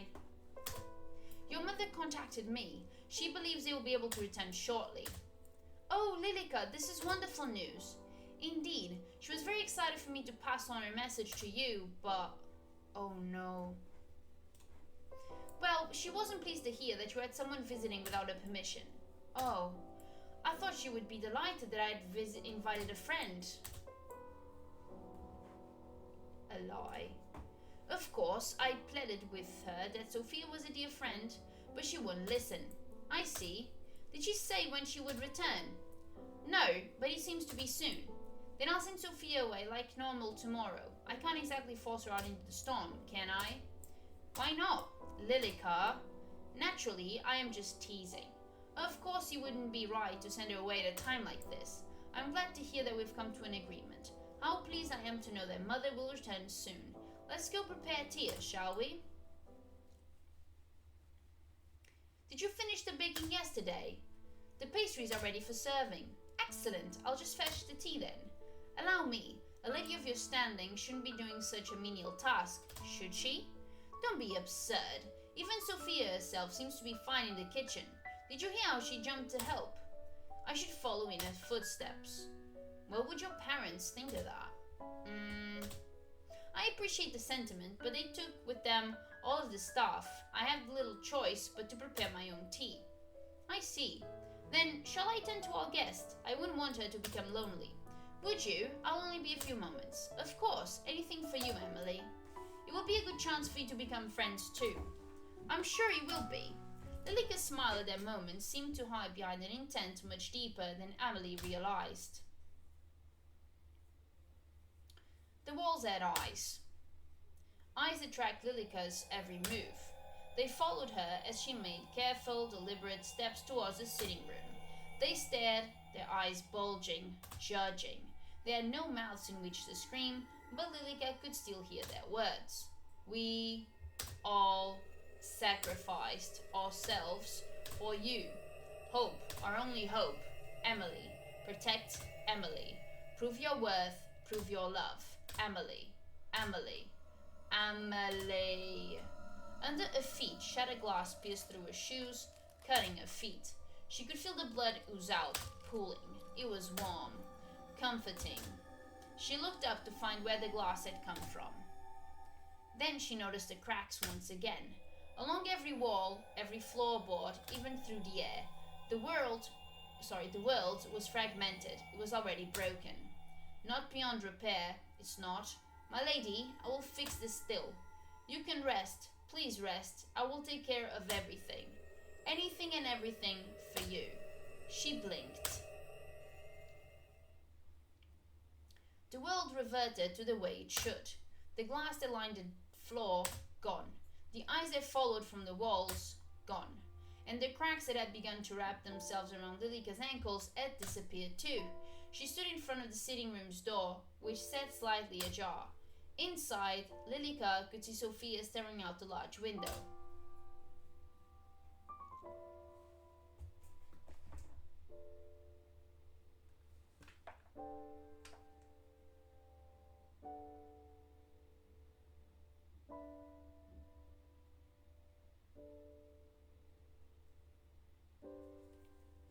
Sorry, I got a text message I needed to check. A backstage turned as Lilika entered the room. Of course, it wouldn't have been possible for Sophia to turn and look at her, but Lilika still found herself taking careful, quiet steps. The window shook past the dark, thick curtains. You who would attempt to defy your fate, why don't we see how long this little game lasts? Why don't we test whose love is stronger? I swear, my love is unwavering. My infatuation, my yearning, my desire, you could never even wish to match it. Lilika pulled out a chair roughly, dragging the legs across the floor. Yet you dared to challenge me. You dared to test my love. Amelie, was that you? Amelie! Sophia took careful steps towards the chair, resting her hand against it. Or Lilika. Ha ha ha ha ha. You're nothing. Sophia sat down in the chair that was offered to her, while Lilika circled around as if a cat after its prey. But her steps paused as she heard something strange. Footsteps from above. The master bedroom? In front of her very eyes, Lilika watched the scene unfold. A scene that made her blood run cold, and her body freeze in place. My lady. The lady of the house stood beside Lilika. Where before the two had stood eye to eye, now the lady stood taller than Lilika by at least a head. My lady, what are you doing here? The lady removed her shoes and stepped onto the table. Did you come to punish me? Are you angry? I promise I will remove the plague that has entered our home. I swear it upon my undying love. The lady did not respond. Instead, she reached up and took hold of the noose. The rope wrapped around her neck, exactly where the necklace that the maid had gifted the lady should have rested. Join me. Her eyes locked onto Sophia's. Her hand was outstretched, waiting to be taken. Why won't you look at me, my lady? Are you truly so angry, angry enough to despise me? For but a moment, as Sophia's outstretched hand came closer and closer, the lady's eyes turned slowly towards Lilika. They carried with it a message that only Lilika could decipher. Lilika's body shook. It trembled and trembled, until she could bear it no more, and she ran from the room as fast as her legs would carry her. If the hallway still had eyes, they weren't fast enough to follow Lilika. The floorboards, as if made of quicksand, threatened to suck her up and bury her deep within the house. Her feet felt heavy and leaden. Every step was as painful as that brief glance. She raced through the hall and up a flight of stairs, past the stained glass window which left a myriad of colors over the carpeted steps, and past the doors that led to the master bedroom and Amelie's room. Closer, closer, until she arrived at a bookcase. She pushed it to the side and entered the hidden room. The room behind the bookcase was small, and not a single window faced outwards, thus the room was near pitch black. Each wall was plastered with handwritten letters clearly for Lilika alone. Her eyes, frantic, finally started to calm as she took in the words. Her words. Words left to her, for her, only for her. Lilika's eyes settled on a particular letter. Ahead. Dear Amelie, Lilika, today was... Oh...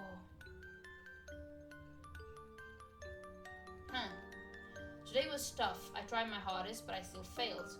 Don't you think life isn't fair sometimes? I wish trying hard enough was all it took to succeed. Sorry, I'm whining, aren't I? I came out of my interview and it was raining. I thought just my luck, but something interesting happened. A rainbow in the distance peeked out from behind the grey clouds. It reminded me of you, and then I felt a little bit better. I hope we can meet soon. Yours, Sophia Marion.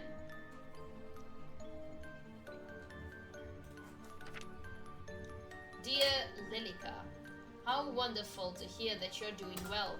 I've been very busy this week, but most of it's boring, so I won't bog you down with the details. But do you know what happened just yesterday? Of course you don't. You weren't there. I was walking home when I found an abandoned kitten. Someone left it in a box on the side of the road. How could anyone do that? Anyway, I took her home. I named her Amy Lily after you. It's a little embarrassing writing it out like that. I hope you don't mind. Yours, Miriam. Dear Lilika, I've spent the past week studying. Don't get me wrong, I enjoy it, but everyone needs a break, you know? On my desk, I have a little cactus in a pot. To be honest, a cactus wasn't my first choice, but I've killed every other plant I've ever owned. Anyway, it bloomed. There's one beautiful flower coming out of it. I couldn't be happier. So that makes studying easier. I think your environment makes a big difference. How about you? Do you have any plants? I'm looking forward to hearing about it next time. Yours, Marion. She ripped the letter from the wall and clutched it to her chest, collapsing to her knees. She couldn't hate me. She couldn't. She adores me like I adore her. She entrusted her everything to me. Everything. Everything, Amelie. The letter dropped from her fingers that were neither cold nor warm. You want me to get rid of that disease, don't you? You won't accept me until I protect Amelie. Is that right, my lady? I'll do anything you asked. So that's all I have to do? Then I will do it. I'll keep Amelie safe forever. Lilika stood from the ground and dusted off her skirt.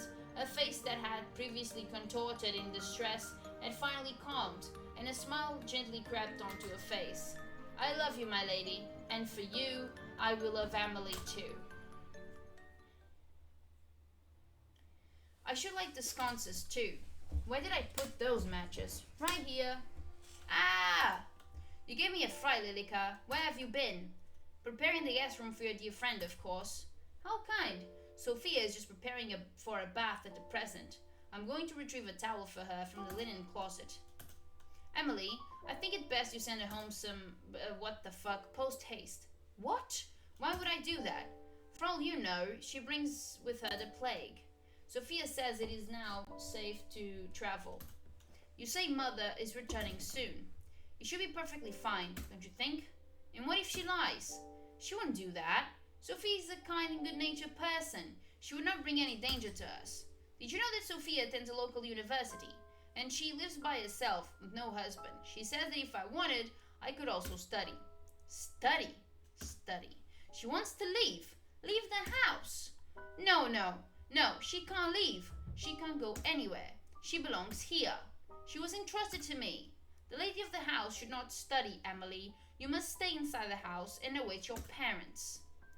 But I'm sure Mother would want the best for me. Perhaps while I wait her, I could go to inspect Sophia's school. Amelie, you must stay inside and await your parents' return. But don't you trust me? Have I ever tried to lead you astray? No, Lilika. I was just thinking that perhaps it truly is beginning to be safe. Look, I brought today's newspaper. Do you see the title? The plague runs rampant. Put any notion of leaving or studying away for now. Yes? As soon as it is truly safe to do so, then we shall, and you will be reunited with your family. For now, it is just you and me. Thanks, Lilica. I'm glad you're here. As am I. Ah, the towel. Let me go retrieve it. Go ahead. Alone, Lilica stared at the bathroom door, which was shut tight. Behind it, she could hear the water running. She could picture Sophia's body, oh lord, slowly shedding its layers of clothes before she stepped into the hot water. That image was enough to force her hand. A hand to do what?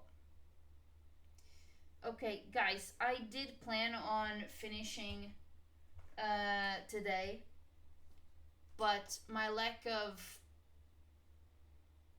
sleep is busting me. So I do need to go to bed now, and I'll continue tomorrow. Alright guys, new day. Let's see if I can finally finish this. It's not the game's fault, it's my own. And here I am. Because that's all I know how to do. Now, that image was enough to force her hand. What image? Because I don't remember.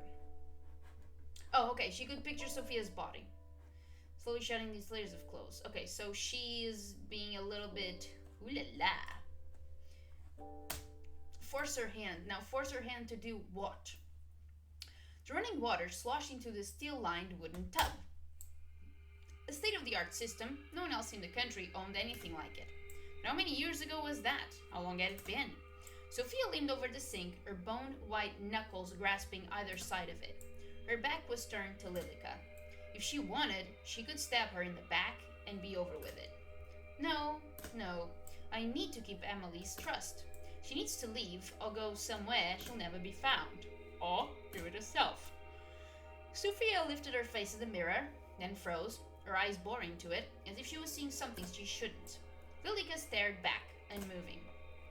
Leave. Leave already. Whoop. One step at a time, maintaining eye contact through the mirror, Lilica crept closer. Closer and closer, until the two were nearly touching. Why do you want to take Amelie away? Can't you see that she loves me? Me, not you. Your words are poisoning this household. If you don't leave, I'll kill you. I'll have no choice. I'll just kill you. Who are you? Sophia whipped around, but her eyes didn't focus on any spot in particular. To her, Lilica was gone. Lilica walked towards an open cabinet and pulled something out. Hold on. Let's do this. Return. Sever her fate. The metal of the razor glinted. Lilica raised it up and she moved to stand over the bath. With ease, the metal cut into her arm. Drops of blood fell into the water, filling tiny splashes where they connected. Blood still runs in my veins after all. Sophia rushed past Lilica, desperate to turn off the overflowing water before she froze once again. The water was a deep dark red. Her slender fingers dipped into the liquid as if she were entranced. One layer at a time, she stripped bare, her expression hollow and lifeless. Lilica watched as her naked body stepped into the crimson water. Why not just end it here? You're scared, aren't you? Just sink down. Accept your fate. Accept it.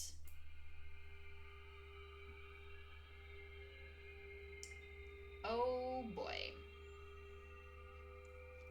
This does not look like what I think it should look like. Wait, what am I saying?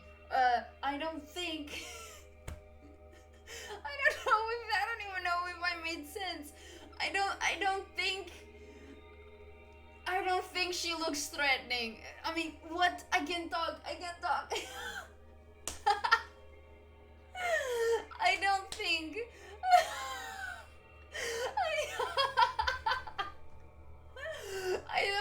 I don't think this image looks threatening or scary, okay? I don't think that's the vibe that they oh my god, I don't think it matches the vibe they were going for. You can hear me now, can't you? Why not just end it? You're scared. You are so terrified. You just came here to see your friend, and look at what's happened to you. Amelie. Yes, Amelie. Amelie, where did you go? Where are you, Amelie? I want to see you. Shut up. You don't deserve to speak her name. You don't deserve to be in her presence. Why don't you just give up? Just sink deep into the abyss. Isn't it inviting? Sink. Right, I should. Isn't the water so warm and inviting? That's right, just sink down into it.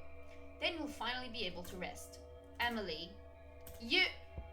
A knock came from the door. Lilika's widened eyes went from the door to the young woman in the bath, then back again. Excuse me, I'm coming in. Lilika ducked behind a folding screen just in time to hear the door open. Sophia, I knocked, but I didn't hear a reply. I brought you a towel. Ah! She didn't wait any longer. As Amelie stepped into the room to set down the towel, Lilika quietly dashed out into the hall. Ha! Before Lilika had the chance to even catch her breath, the bathroom door opened once again, and Amelie stepped out with flushed cheeks. Did you tell her that she must depart? No, is something the matter? Are you feeling unwell? Your face is bright red. Sophia will stay, until she decides to leave.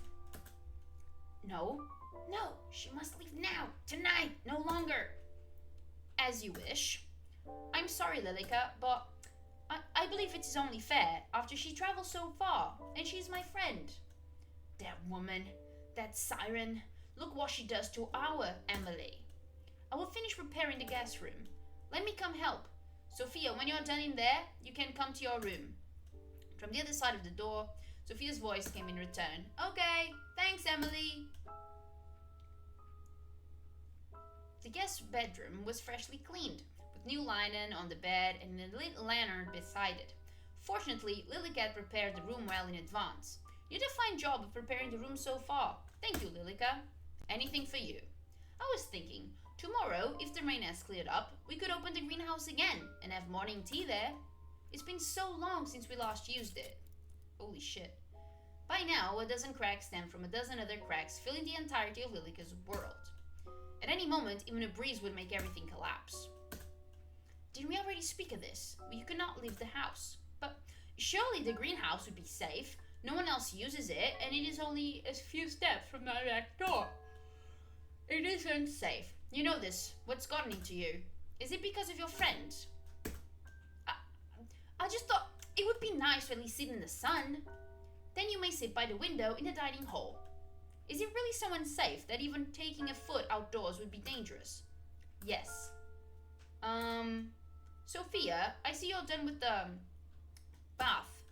Lilika crossed her arms over her chest, anger already rising in her chest. Were you talking about the greenhouse?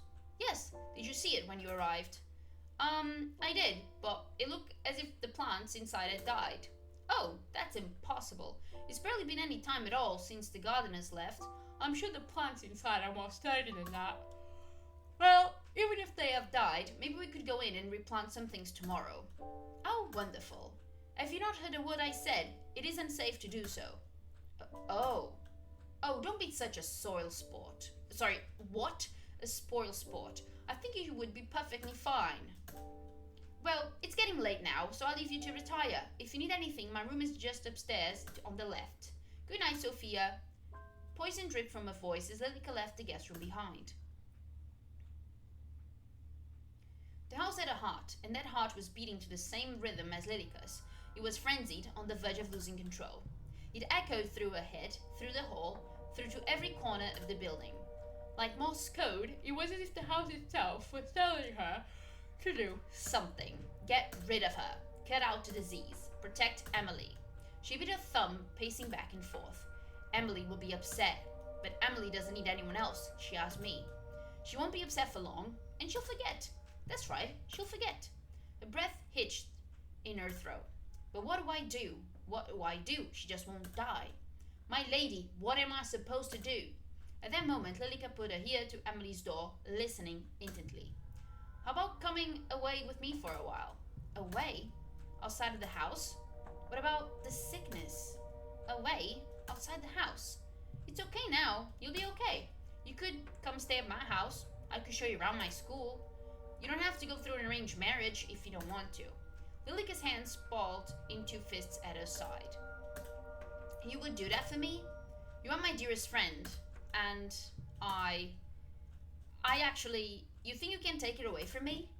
Lilika Lilica's bald fist slammed against the door. Each one set a pain shooting up her arm, all the way up to her shoulder. Inside, their voices went quiet. Oh shit.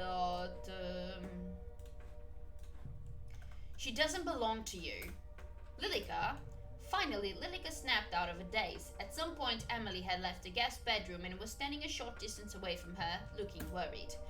Instantly, she took a deep breath and composed herself. But her heart still beat as loud as a drum, and the cracks that seemed to be centered around Amelie were still spreading at an increasing rate. It is late. You should retire to your bedroom. Yes, I shall. It's nice having someone else around, isn't it? I feel as if the manor is coming back to life.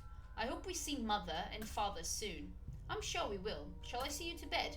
Yes, please.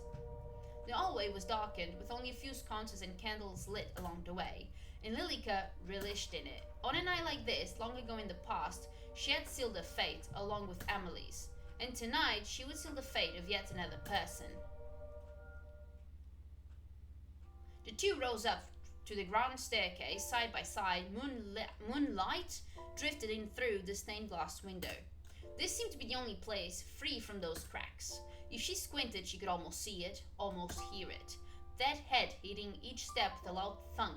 Those eyes would never open again to look upon a woman with scorn. That hand would never be raised to leave a mark on pristine skin. The sound filled her with joy, and the thought of repeating that fateful night left her footsteps light with excitement. Lilica, may I ask you a question? Certainly. Have you ever heard of a woman loving another woman as a woman would love a man? Where did you hear about such a thing? Nowhere in particular. It was just a thought that came into my mind. I think you are overtired because of all the excitement, Amelie. I think it's best you get some rest. Yes, all right. Good night, Lilica. Lilica, who was seated on the edge of Amelie's bed, stood with unsteady feet. Standing in the doorway, she looked back at Amelie. Good night, Amelie. Sleep well. Tomorrow, everything will be better. Lilica stepped out of the bedroom, shutting the door softly behind her. The hall was still dark, with only a few candles to light her descent. It was quiet. Everything was asleep. The eyes that followed Lilica wherever she went were closed. The voice that crept up from between the floorboards was silent. Somehow, that only made Lilica more uncomfortable. That didn't matter. Not now. She knew where she was going and what she must do. She inched closer and closer to that door, the door that held behind it a sickness named Sophia. It was closed tight. Lilica raised a hand, almost as if to knock, but instead pushed it open and entered. Just as the hallway was dark, so was the guest bedroom. The lantern has been blown out only a short while ago. No sound came from the bed. All was still. Lilica crept closer and closer, until she stood over the bed like a shadow. The woman underneath her kept her eyes shut tight. Her face was calm and serene. Lilica couldn't help but smile as her hands wrapped around the fragile, pale neck, her fingers dug into Sophia's flesh, so soft and easily bruised. Still, she didn't even shift. For some reason, that made Lilica even more furious. But as the young woman named Sophia lay as still as a statue, her mind wandered back to another that had once done the same in this very house. A young woman who had left Amelie in Lilica's care, who had only wanted the best for her daughter, had only wanted for her to be happy. The problem is, she'll leave. That's the problem, isn't it, my lady? The cold fingers slowly unwound from Sophia's throat. That she'll leave and take Amelie away. But if she stays, then won't Amelie be happy? She'll be so happy. Always, forever. And then maybe you can... Lilica withdrew from the room in a rush, her feet carrying her faster than they ever had before. Through the hall, up the stairs, and into Amelie's bedroom once again. The bed was warm and inviting.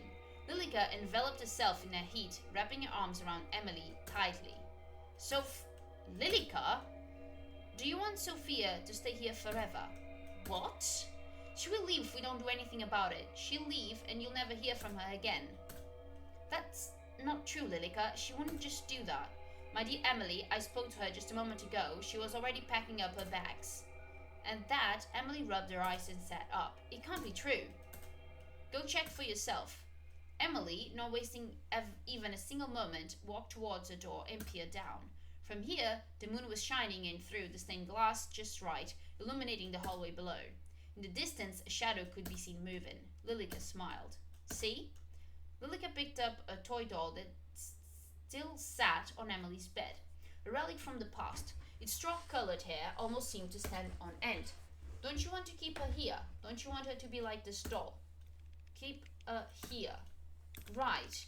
Your own special doll who will never leave you. Don't worry, I'll make it happen, just for you. I'll make sure you're happy forever. Go down the hall, to my room behind the bookcase, wait for me. Emily's eyes had glazed over, as if she wasn't truly there. She stood from the bed and picked up a small black case that rested on a nightstand before leaving the room. It wasn't long afterwards that Lilica followed in her footsteps, just in time to see Sophia ascending the staircase. She walked straight past Lilica, was smiling happily, and approached Emily's door. As she knocked, the door fell open with a groan. Emily, are you in here? Emily's waiting for you. From somewhere hidden in the darkness, a fragile melody filled the air. Almost instantly, Sophia turned towards the sound and began to follow. Lilica sped up enough to walk beside her. Isn't this great? You like Emily, don't you? Don't you want to make her happy? She would be ecstatic for you to stay forever. So why don't we help her? You'd be happy forever.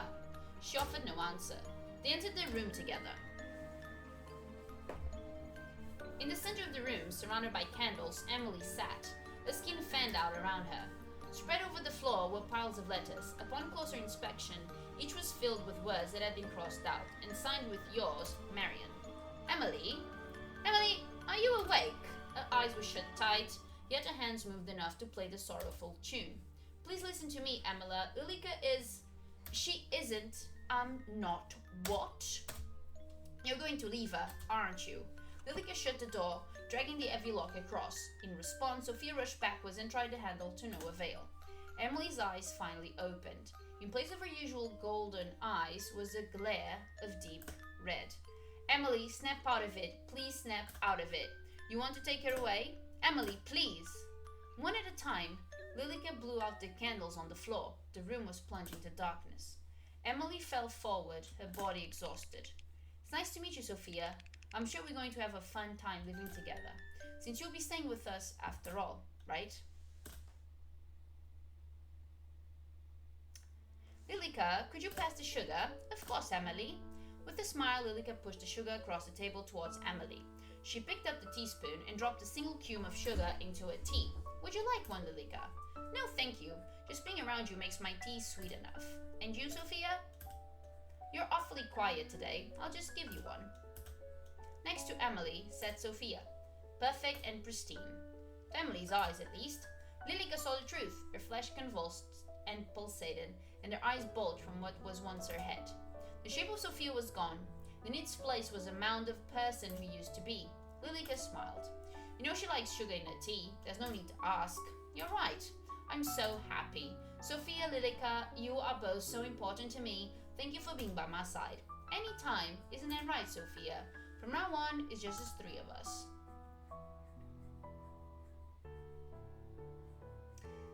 Wow, okay, this might be the most disturbing one.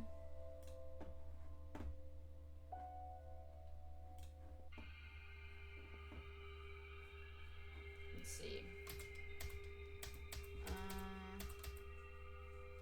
Let's see what happens here.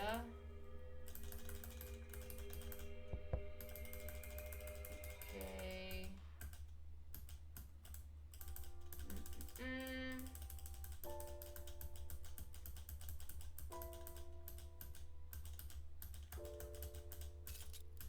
A dozen cracks.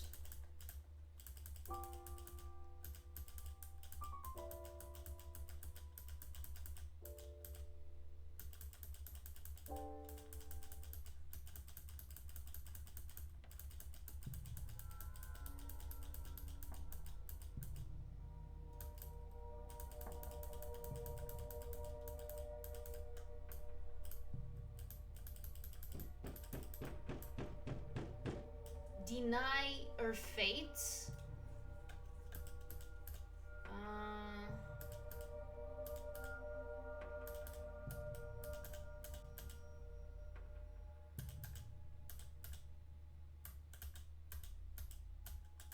Okay.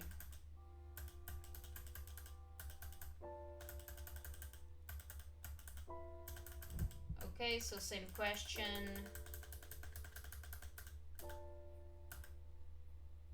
Oh! Wait.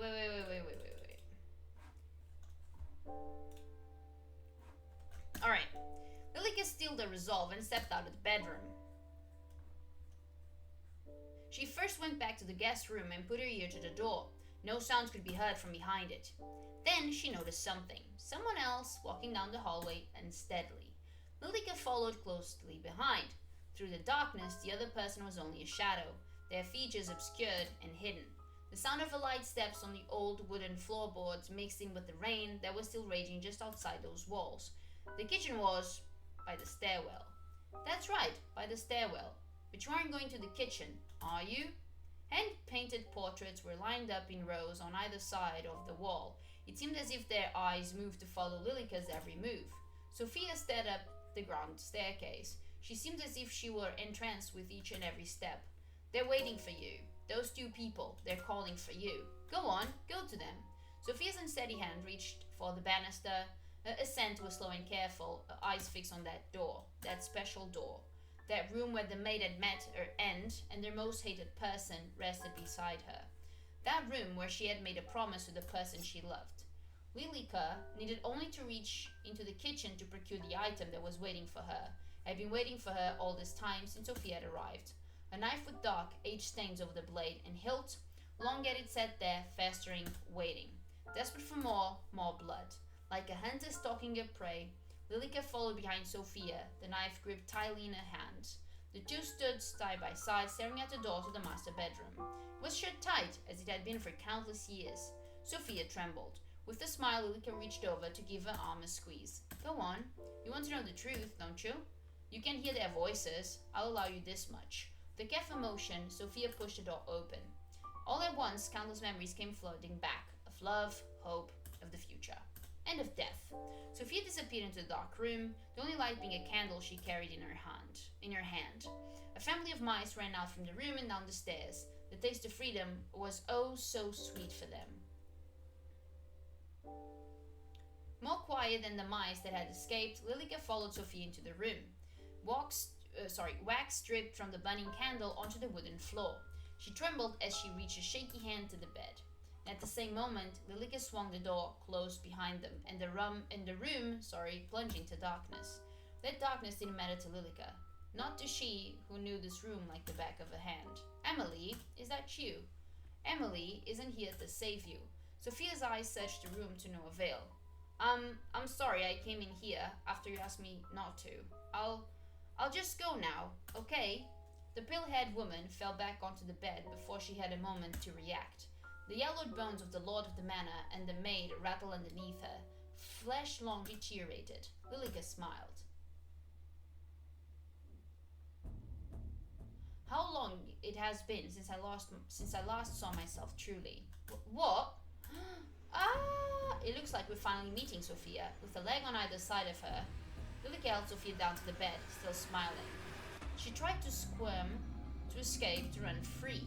Her eyes were filled with terror. You won't take her away from me. Sophia's scream became a muffled cry, before finally extinguishing fully. Ha ha, finally. My lady, did you see? Are you watching? I've saved her. I saved Amelie. Only when Lilika tried to stand did she notice it. An aged bone poking out from her stomach. Dark liquid dripped out from around it. With a slight frown, Lilika pulled it free. Ugh, it's okay. You'll be okay. Lilika closed her eyes. I'm just a little tired. I'll just sleep for a bit. Her eyes grew heavy, so heavy. So heavy that the only option would be to sleep at this very moment. How could you do that? Lilika, why? Why? Why would you hurt Amelie like that? Why did you kill Amelie? Her eyes opened with a start, her heart racing faster than it had ever raced before. The room seemed to be spinning and her heart throbbing. Then she saw it. Lying on the bed between the two skeletons was the body of a young woman with long brown hair. Her dress was stained red. Amelie. No. No, that's not... Who did this? Who? Sophia? Emily, wake up. Wait! She blinked, and the young woman below her disappeared. In her place, Sophia appeared. The room was still dark, not even a drop of sunlight peeked through the covered windows. Ha! What a cruel trick to the eyes. She stepped out of the master bedroom just as Amelie did the same right next door. Good morning, Lilica. I was just on my way to see if Sophia has awakened yet. Emily? Sophia disappeared in the night. I believe she went to the same place your parents went. What? That cannot be right. Don't run, Emily. Emily dashed down the hall and knocked quickly on the door to the guest bedroom, which fell open with no resistance. Inside, the bedding was disheveled and the luggage was strewn about. Yeah.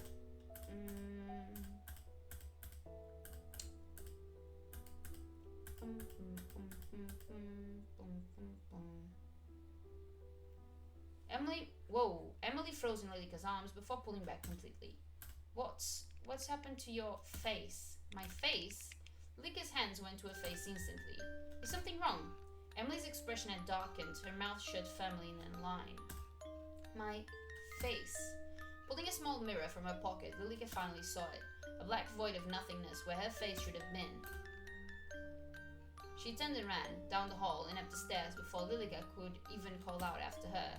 The voice seemed to seep out from her very skin, oozing, leaking out from the wound at her stomach.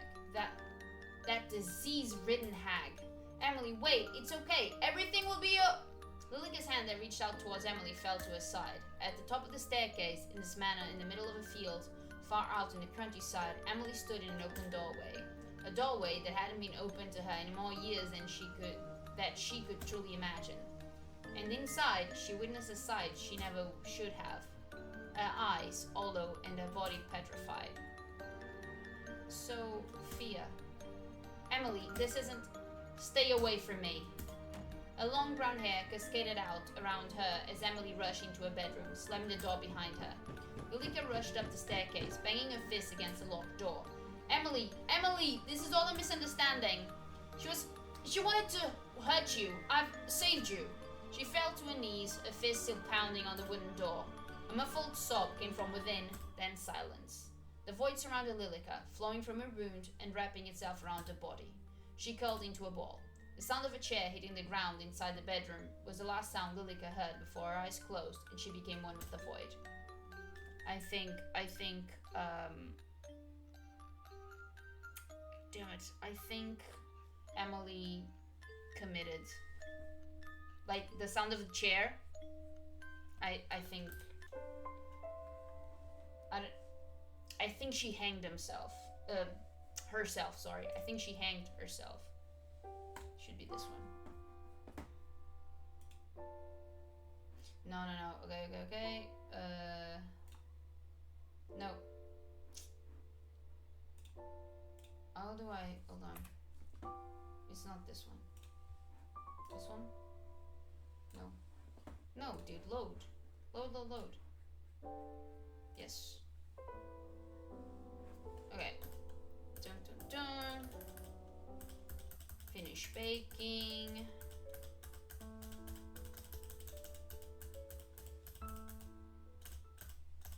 The walls add ice. I'm trying to see if there's like an happy ending.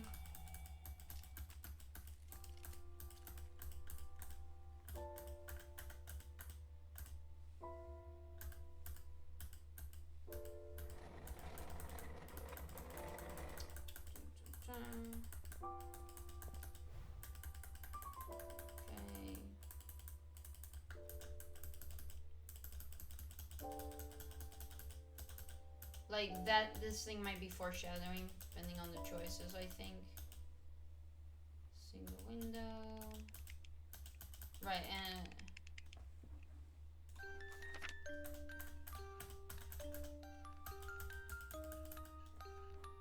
skip. Right, skip. Go ahead, skip.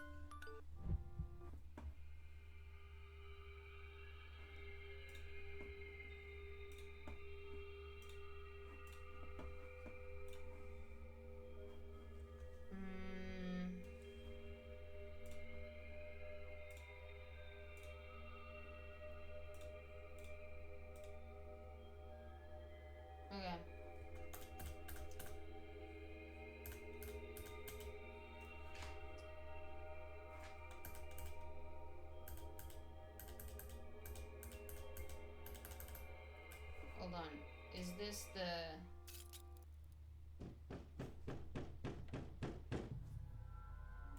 Okay. Allow her fate. Doesn't belong to you.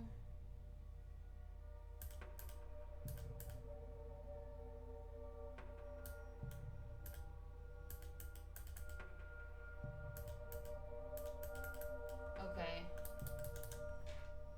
I skip. Lilica's Oh my god.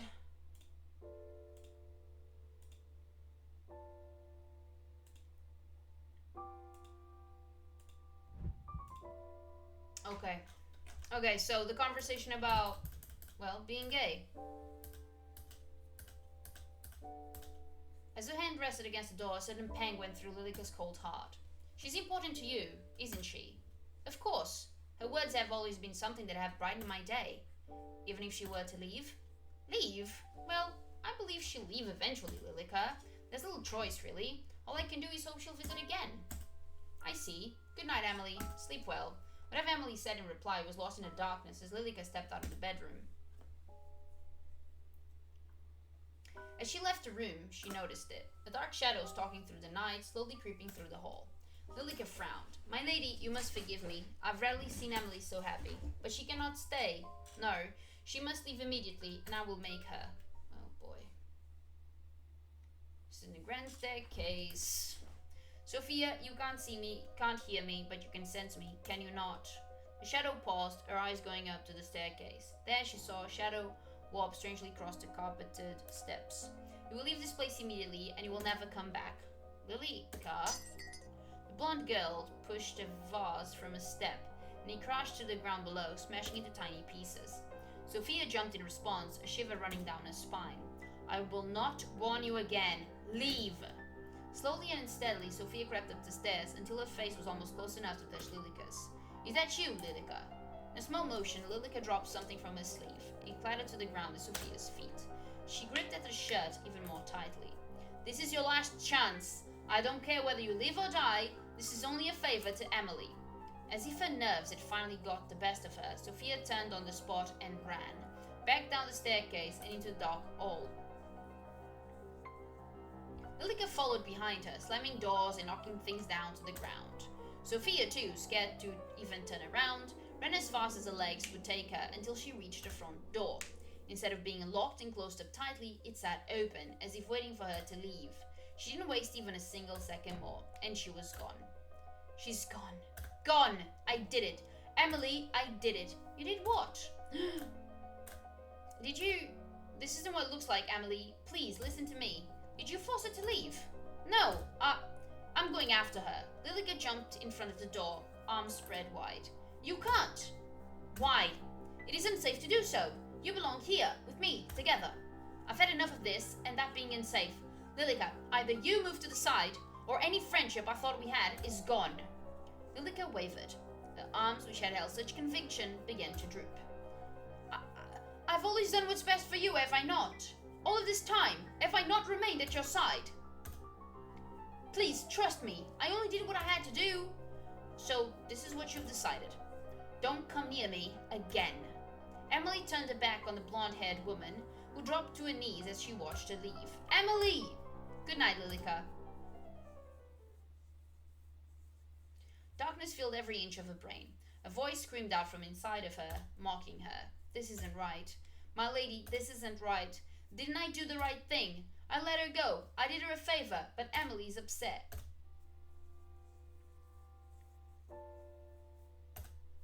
The lady offered no answer. Is this punishment for not doing as you wished? Sophia should have died. She should have died. Should have died. Died. But now she's alive and Amelie is angry. In that dark room, all alone, Lilica clutched onto something. Something she kept hidden in a closet. Away from any prying eyes. She held it tighter. Its green dress fell apart at a touch. Can't you make this all better again? Can't we make her forget? Her forehead fell down and rested against the other person's shoulder. They remained silent, as they had been for many long years. I'm sorry. I'll make it all better. We can make it forget, can't we? Can't we start again? Just like before. We can start again. Lilika stood, placing the skeleton of a lady carefully back in the closet. Keep waiting for me. I promise. I'll make everything right again. Let's start again, Amelie. You and me, forever. Lilika walked into the room, holding a tray carefully in her hands. On it sat a teapot and 2 cups. Amelie, I've brought the tea. Excellent, smells delicious. Amelie smiled brightly, filling Lilika with happiness in return. Lilika, may I ask you something? Of course. I found this letter by the front door. Do you know where it came from? Amelie held out an envelope. The front was blank. How strange. Perhaps it was delivered here by accident? Lilika took it from her and opened it. At the bottom, it was signed, Yours always, Sophia. Yes, it seems to be for someone else. I'll mail this back, yes? Thank you, Lilika. I appreciate it. Finished with her tea, Amelie stood first and left the room. Lilika smiled. From under the table, she pulled out a stack of envelopes that seemed to match the one Amelia had given to her. And all at once, she threw them into the fireplace. Goodbye, Sophia.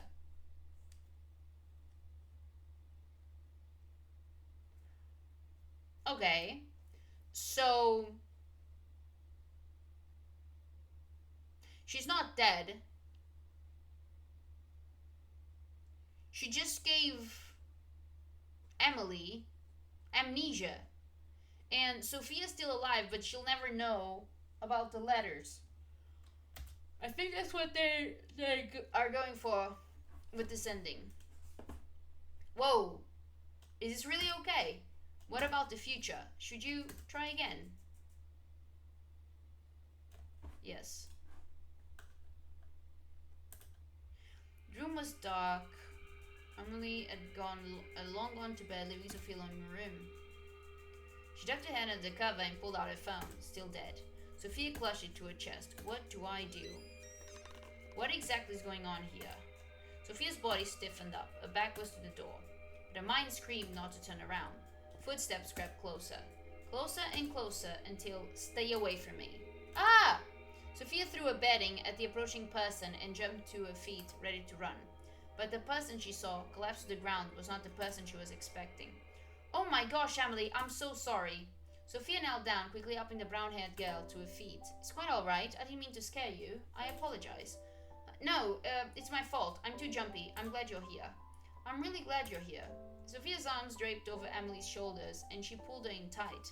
Amelie froze for just a moment before she melted into the embrace. I'm here. But is everything alright? No, I don't think everything is alright. What could be the matter? Amelie, my phone died as soon as my cab approached your house. Do you see? She pulled out her phone, showing her the black screen. What exactly is that? My mobile. Amelie picked it up curiously, turning in her hands. You've never seen a phone? What is it used for? For texting, making calls, playing games, those kinds of things? Amazing.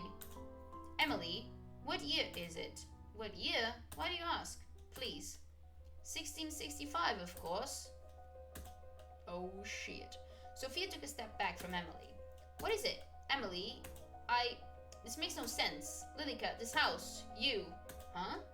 Amelie, it's 2021. What? Sophia, that's preposterous. Oh my god. She fell back onto the bed, her legs not able to hold her up any longer. Oh my god, Amelie, you're not joking. You're really... Are you feeling unwell? Maybe you need to get some rest after all. Amelie, please listen to me. Out there, the world has changed. We have phones, cars, computers. We don't need a husband. We don't need permission to buy a house. You can go to school, get a job, do whatever you want. I know I probably sound crazy to you right now, but please, I'm telling you the truth. You're trying to tell me that nearly 400 years have passed, and I've been stuck here. How would that even be possible? I don't know. Amelie, how long have we been writing to each other? Well, I don't know. It's been 5 years. I need to find Lilika. She'll know what's going on here. No, wait! You can't ask Lilika. Why not? I can't see Lilika, Amelie. I haven't seen her once. But she's been here from the start. I've only seen you in this house, Amelie. Something is going on within this house that has kept you stuck here. And I think she is the one that has done it to you. That can't be true. Then why don't we find out together? How? The master bedroom. Lilica was the one who said you couldn't enter, wasn't she? Please. Sophia reached out her hand carefully. Amelie stared at it, unsure, before deciding to take it. I don't understand what's going on, but I trust you. Let's go. The hallway was still dark, with no sign of Lilica anywhere. If she appears, then tell me, okay? Okay. Hand in hand, the two walked quickly through the hall and up the staircase. There they stood in front of the master bedroom, side by side. Their hands were sweaty. No matter what's in here, I'll be by your side, okay? Amelie offered no words, instead just squeezing Sophia's hand gently. And at that, Sophia pushed the door open. Just like the rest of the house, the room was dark and quiet. Only the moon shining in from the dirty window guided the two in. It smelled musty, and if they were in a tomb only just uncovered, not a bedroom. They crept closer and closer to the bed. It was surrounded completely by the canopy, keeping whatever was inside hidden. With a shaky hand, Sophia reached towards the light velvet. At once, the truth came into view. Amelie gasped and almost fell to her knees, but Sophia's hand kept her steady.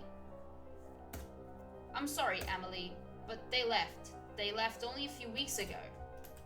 It looks like they have been gone for a very long time. Amelie, I know this is hard to believe. I find it just as hard to believe as you do. Please, we have to leave this house, now, before Lilica finds us. She knew. I think that you've been around... Oh my lord. I think that you've been bound to this house by her. We need to find a way to leave. Okay. The two only got halfway down the stairs when Amelie grounded to a halt. Sophia turned to look at her eyes wide in surprise, only to see that Amelie's expression was one of immense fear. Lilica, what are you two doing out of bed? Lilica, so you went in there. She nodded upstairs. You lied to me. Only to keep you happy. Happiness with lies as their foundation. Isn't true happiness. And why not? We've been perfectly happy here, for longer than you've even existed, and you came along and... I'm sorry, Amelie. I'm sorry. Lilica burst into tears, wiping at her eyes with the sleeve in a desperate attempt to stop them from overflowing. Lilica... Wait, Amelie, don't... Amelie took a step towards Lilica as if to comfort her. Please don't leave, Amelie. Can't we stay here together? Amelie, she's lying to you. She wants to keep you trapped here. Please. But, please. Amelie. Sophia pulled on Amelie's arms, forcing her to turn to face her. Amelie's eyes were filled with confusion. I know you two have been together for a long time. I know I can't compete with that, but I want to give you the life you deserve. You deserve to be free, to live, to experience everything you've missed out on. Not be stuck in time here forever. And the truth is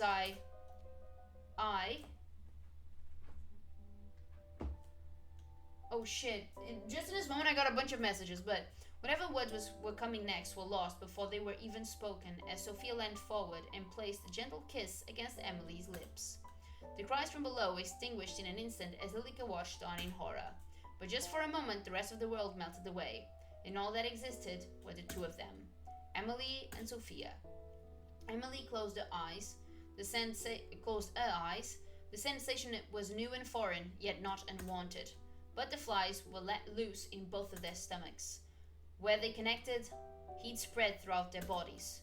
And then Sophia pulled away. The truth is, Amelie, I have liked you for a very long time. And even if you don't like me back, I want to help you. I want to help you live again. Amelie, don't listen to her! Okay. A decisive smile came to Sophia's lips. She had no time to dwell on the sudden kiss, nor her confession that would usually make her feel so nervous she'd be sick. All she had time for was to escape. Her eyes went down the hall, where an enraged Lilica stood in their path. The windows were bolted down, unable to be opened. There was nowhere at all to escape. That is, except, do you trust me? I do. Sophia didn't need any more of confirmation. With Amelie in hand, she turned, ran, and jumped. The glass shattered as the two girls hit it hard. They fell, surrounded by the shards, until they hit the ground below. The moon shone from high above, shielded away by the storm that never seemed to end. Amelie, are you okay? Yes. Yes, I think so. Sophia rushed to Amelie's side, quickly helping her to sit up. Side by side, they looked up at the remains of the stained glass window. Lilika stood completely still. I can see her. I'm sorry, Lilika, but... Lilika just shook her head. She grasped at her throat with her hand, and her lips moved, but no sound came out. Giving up, she looked back at Amelie, holding eye contact. Her expression wasn't angry anymore. It was just sad. She lifted her hand and waved, a slow and small motion, before she crumbled to dust on the wind. It stopped. Lilika, it seemed it wasn't you bound to this house by her, but the other way around. What am I meant to do now? Amelie, you're free. You can do whatever you wish. Sophia, exhausted, once again wrapped her arms around Amelie, who returned the gesture almost immediately. There, they embraced under the now free moon. In this manner, in the middle of a field, far out in the countryside, a curse was broken. A young woman freed. What her future held wasn't certain. After all, the future never is. But she made a decision on that fateful night. To trust in the future, to trust in herself. No matter what. Hey, we actually managed to find a happy ending. I think it was pretty obvious that we wouldn't be able to find an ending that would please the three characters, because Lilika has a very unhealthy obsession with two characters, Amelie and Amelie's mother. And ultimately, I'm glad that there is an ending where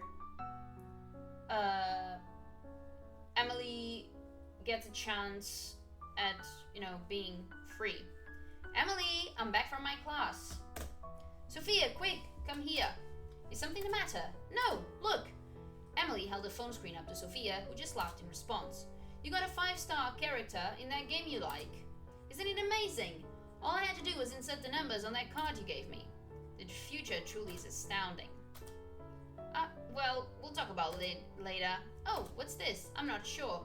It was slipped into the door while you were out. A plain white envelope sat on the coffee table. Nothing on it identified who sent it or who it was addressed to. With little concern, Sophia opened it and pulled out a letter. But the words may as well have been a different language, as she could not read them. Her eyes went straight to the name at the bottom of the page. Yours, Lilika. I mean, I'm not even mad.